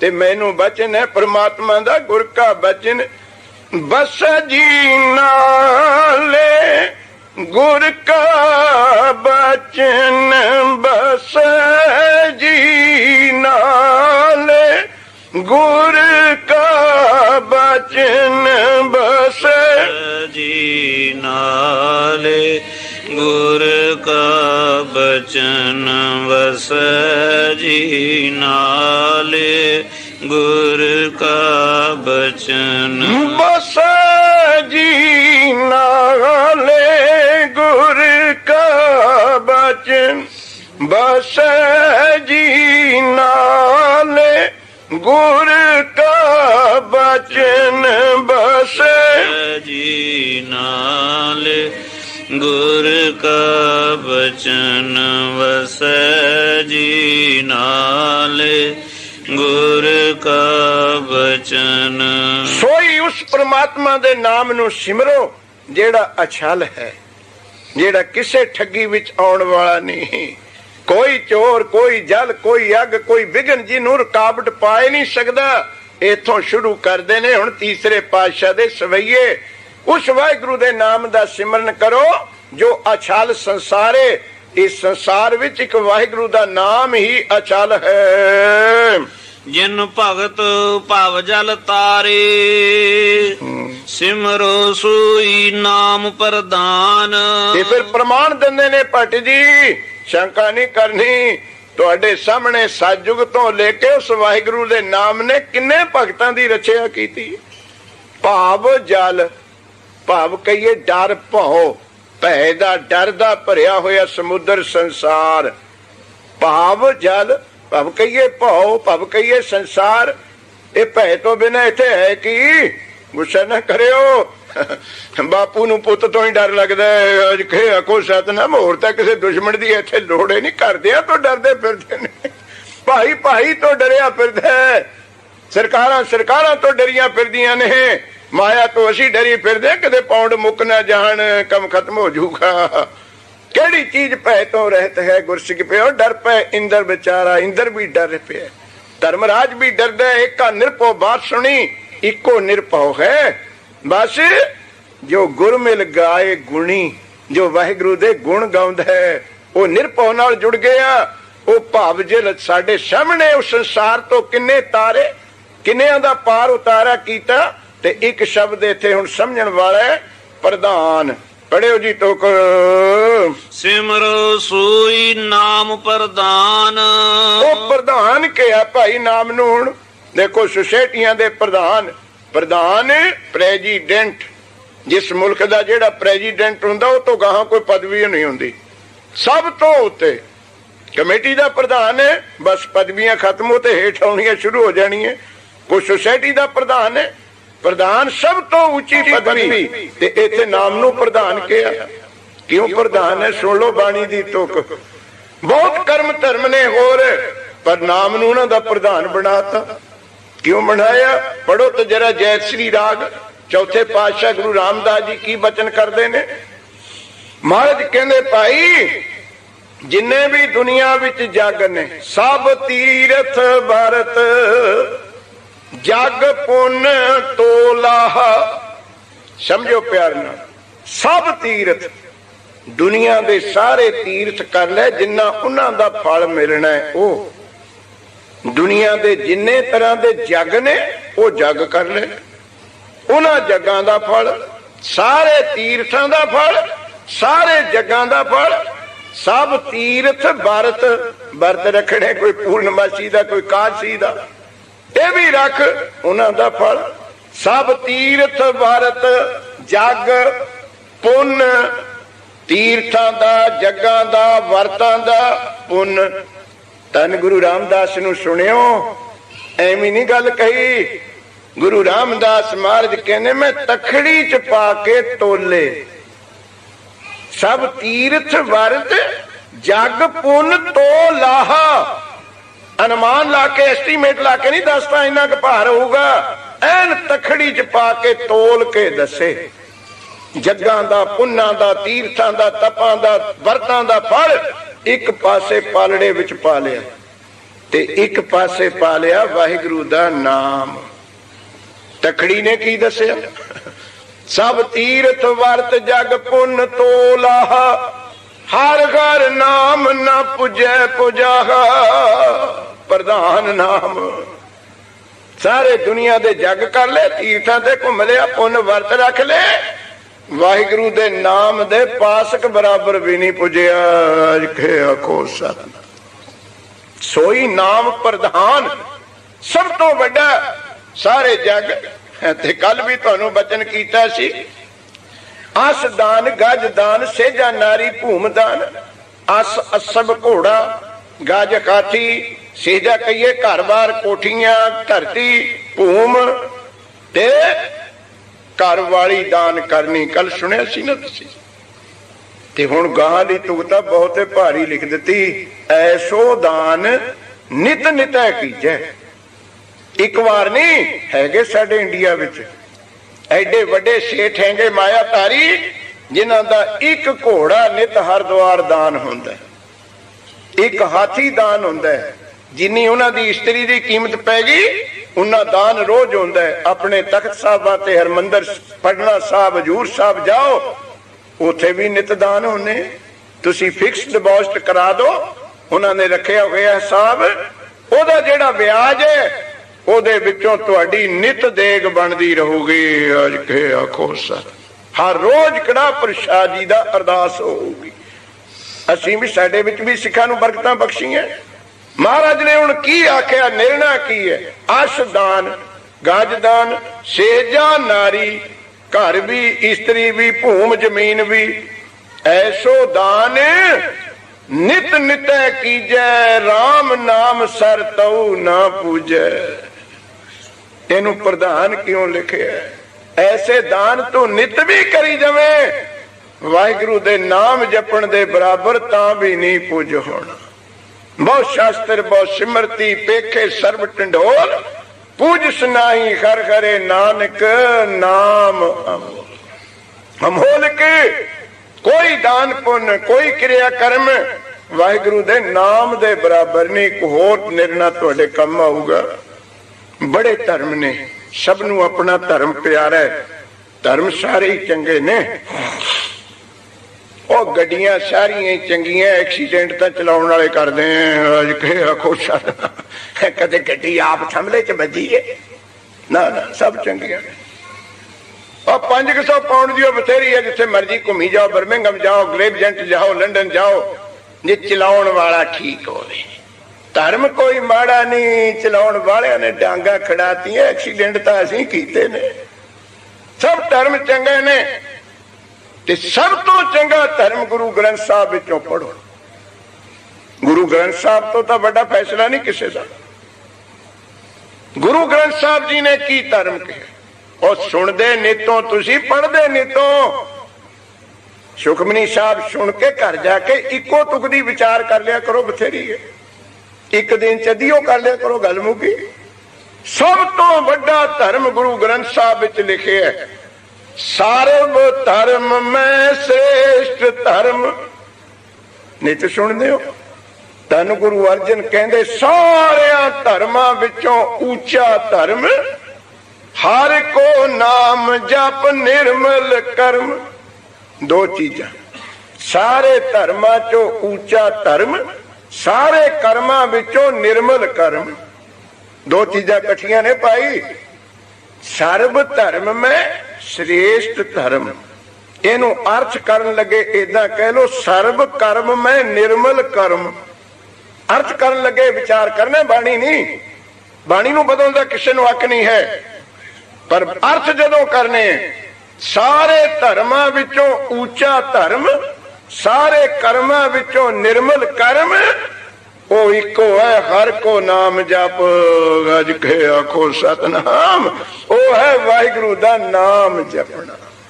ਨਾ ਐਡਾ ਕੋਈ ਉੱਚਾ ਧਰਮ ਹੈ, ਨਾ ਐਡਾ ਕੋਈ ਉੱਚਾ ਕਰਮ ਹੈ। ਕਰਮ ਤੇ ਧਰਮ ਹੀ ਸਾਡਾ ਕੰਮ ਹੈ, ਹੋਰ ਹੈ ਕੀ ਇੱਥੇ। ਨਿਰਮਲ ਕਰਮ ਸ੍ਰੇਸ਼ਟ ਧਰਮ ਉਹ ਹੈ ਵਾਹਿਗੁਰੂ ਦਾ ਨਾਮ ਜਪ। ਤੇ ਕਹਿ ਦਿੱਤਾ ਸਤਿਗੁਰਾਂ ਨੇ ਕਿ ਨਾਮ ਤੁਲ ਕਿਛ ਅਵਰ ਨਾ ਹੋਏ।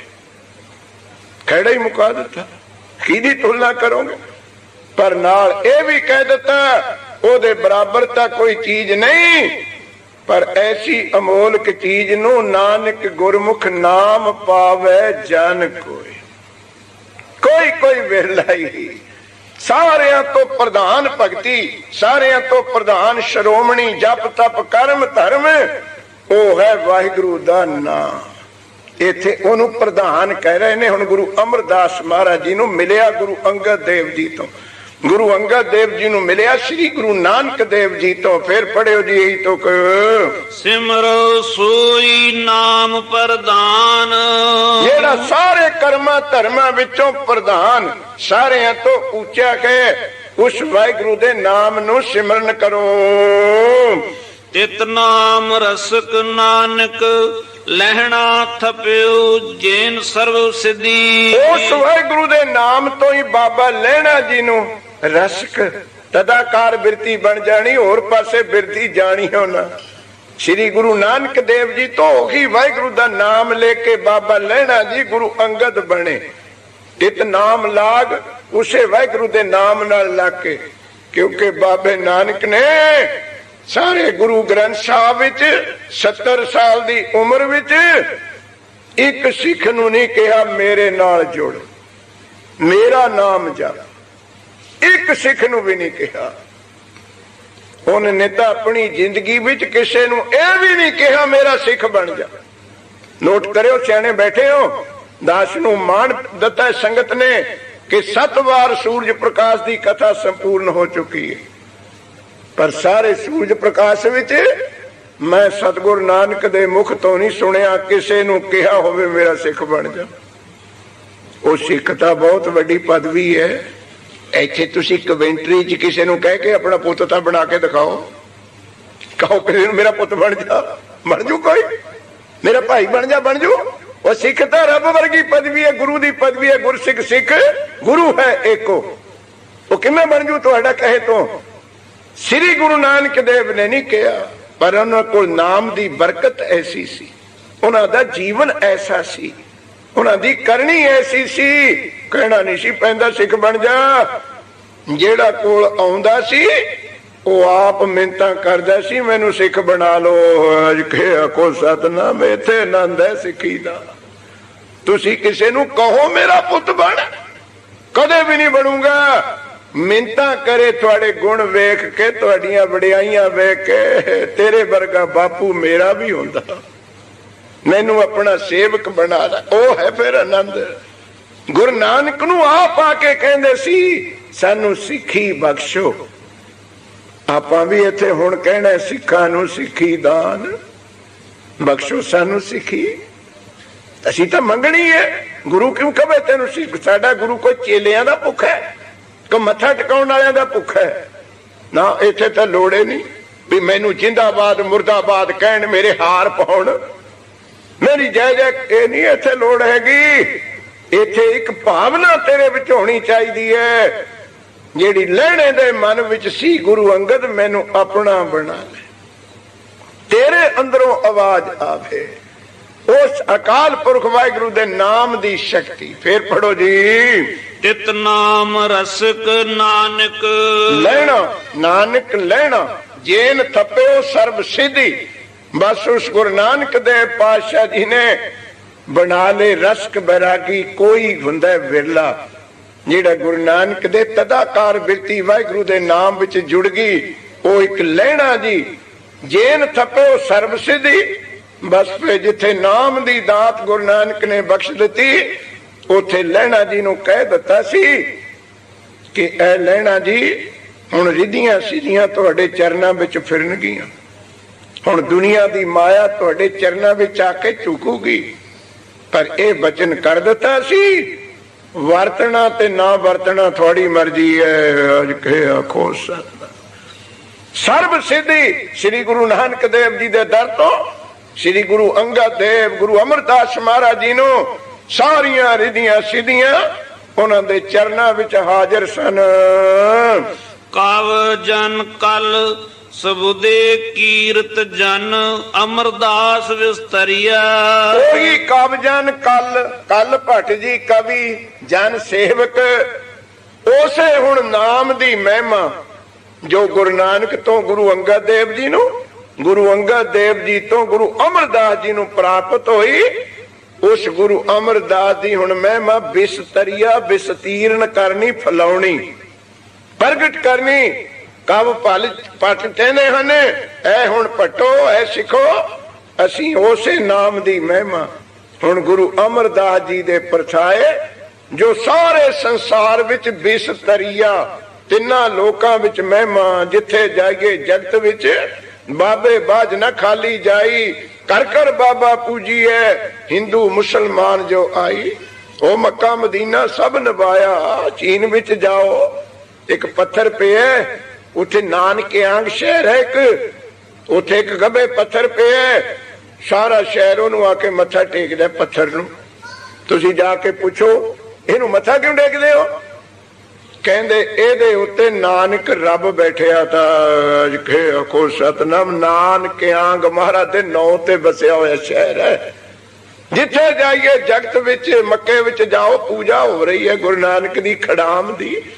ਜਗਤ ਵਿਸਤਰੀਆ, ਸਾਡੇ ਸਤਿਗੁਰਾਂ ਦੀ ਮਹਿਮਾ ਪੰਜਾਬ ਹਿੰਦੁਸਤਾਨ ਨਹੀਂ, ਇਹ ਤਿੰਨਾਂ ਲੋਕਾਂ ਵਿੱਚ ਬਿਸਤਰੀ ਪ੍ਰਗਟ ਹੋਈ ਹੋਈ, ਫੈਲੀ ਹੋਈ ਹੋਈ, ਸਾਰੇ ਜਗ੍ਹਾ ਵਿਆਪਕ। ਜਿੱਥੇ ਜਾਓ ਧੰਨ ਗੁਰੂ ਨਾਨਕ, ਧੰਨ ਗੁਰੂ ਗੋਬਿੰਦ ਸਿੰਘ। ਸਾਹਮਣੇ ਨਾ ਕਹਿਣ, ਉਹਨਾਂ ਦੀ ਮਰਜ਼ੀ ਹੈ, ਸਾਨੂੰ ਕੋਈ ਸ਼ਿਕਵਾ ਸ਼ਿਕਾਇਤ ਨਹੀਂ। ਪਰ ਜਿਹੜਾ ਸਾਡੇ ਸਤਿਗੁਰਾਂ ਨੂੰ ਜਾਣ ਲਵੇ, ਪੜ ਲਵੇ, ਉਸ ਮੁਸਲਮਾਨ ਵੀਰ ਨੂੰ ਵੀ ਧੰਨ ਕਹਿਣਾ ਪਊ, ਉਸ ਈਸਾਈ ਨੂੰ ਵੀ ਧੰਨ ਕਹਿਣਾ ਪਊ, ਉਸ ਜੈਪਨੀਜ਼ ਜਾਪਾਨੀ ਨੂੰ ਵੀ ਧੰਨ ਕਹਿਣਾ ਪਊ। ਪਰ ਸਾਡੇ ਵਿੱਚ ਕਮਜ਼ੋਰੀ ਰਹੀ, ਅਸੀਂ ਇਹ ਸ਼ੋਭਾ ਵੰਡ ਨਹੀਂ ਸਕੇ। ਅਸੀਂ ਹੱਦਬੰਦੀਆਂ ਵਿੱਚ ਆਪਣੇ ਗੁਰੂ ਨੂੰ ਲੈ ਕੇ ਬੈਠ ਗਏ। ਇਹ ਤਾਂ ਸਾਰੀ ਸ੍ਰਿਸ਼ਟੀ ਵਿੱਚ ਵਿਸਤੀਰਨ ਵਾਲੀ ਸ਼ੋਭਾ। ਤੇ ਹੁਣ ਤਾਂ ਮੈਂ ਇੱਕ ਹੋਰ ਦੁੱਖ ਨਾਲ ਗੱਲ ਕਹਿਣਾ, ਹੋਰਾਂ ਨੂੰ ਤਾਂ ਕੀ ਦੱਸਣੀ ਸੀ, ਅਸੀਂ ਸਿੱਖਾਂ ਨੂੰ ਵੀ ਨਹੀਂ ਦੱਸ ਸਕੇ। ਅੱਜ ਕਿਹਾ ਕੋ ਸਤਨਾਮ। ਆਪਣੇ ਗੁਰੂਆਂ ਦੀ ਵਡਿਆਈ, ਆਪਣੇ ਗੁਰੂਆਂ ਦਾ ਇਤਿਹਾਸ, ਉਹ 95% ਸਿੱਖਾਂ ਨੂੰ ਤਾਂ 10 ਗੁਰੂਆਂ ਦੇ ਨਾਂ ਦਾ ਪਤਾ ਨਹੀਂ। ਸ਼ੋਭਾ ਕੀ ਵਿਸਤੀਰਨ ਕਰਾਂਗੇ? ਸਾਡਾ ਲਾਣਾ ਨੇ, ਸਾਡੇ ਲਾਣੇ ਨੂੰ ਇੱਕ ਗੱਲ ਪੁੱਛ ਲਿਓ ਤੁਸੀਂ ਕਿ ਭਾਈ ਦਇਆ ਸਿੰਘ ਜੀ ਪਹਿਲੇ ਹੋਏ ਪੰਜਾਂ ਪਿਆਰਿਆਂ ਚ, ਉਹਨਾਂ ਦੇ ਬਾਪੂ ਦਾ ਕੀ ਨਾਂ ਸੀ?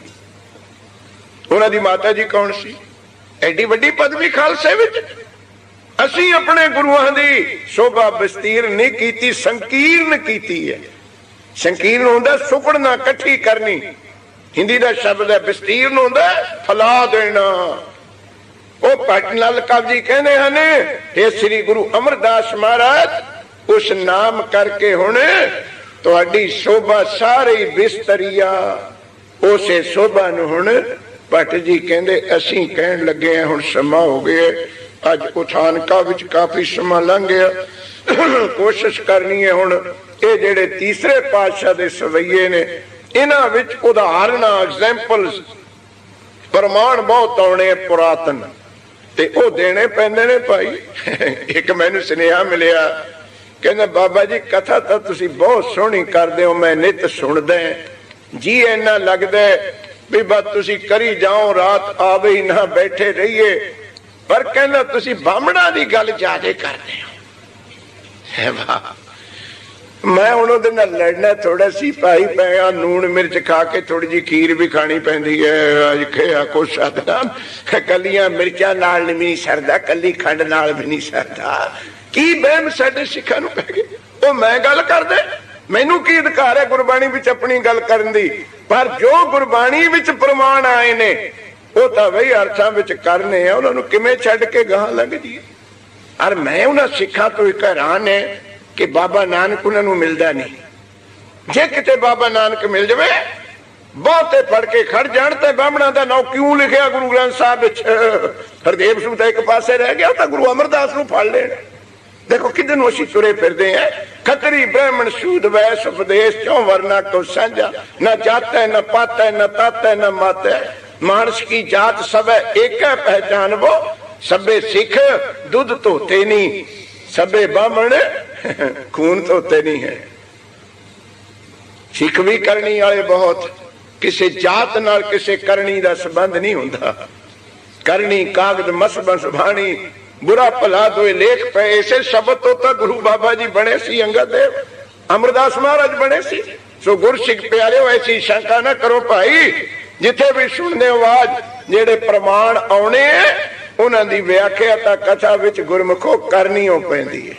पर पिछों सोचिया करो कि विंगवाल गंगा विच बहुत है, जमुना विच बहुत है, सतलुज विच बहुत है, कदे जंगलों विच घूमदी है, कदे पहाड़ां च घूमदी है, कदे रेतियां च, कदे मारूथल विच, दरिया किन्ने जगह नूं घूमदा है।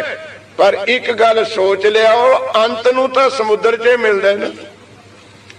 रस्ते विच नदी किन्ने बिग पा लवे ते आउंदा तां समुद्र विच है ना।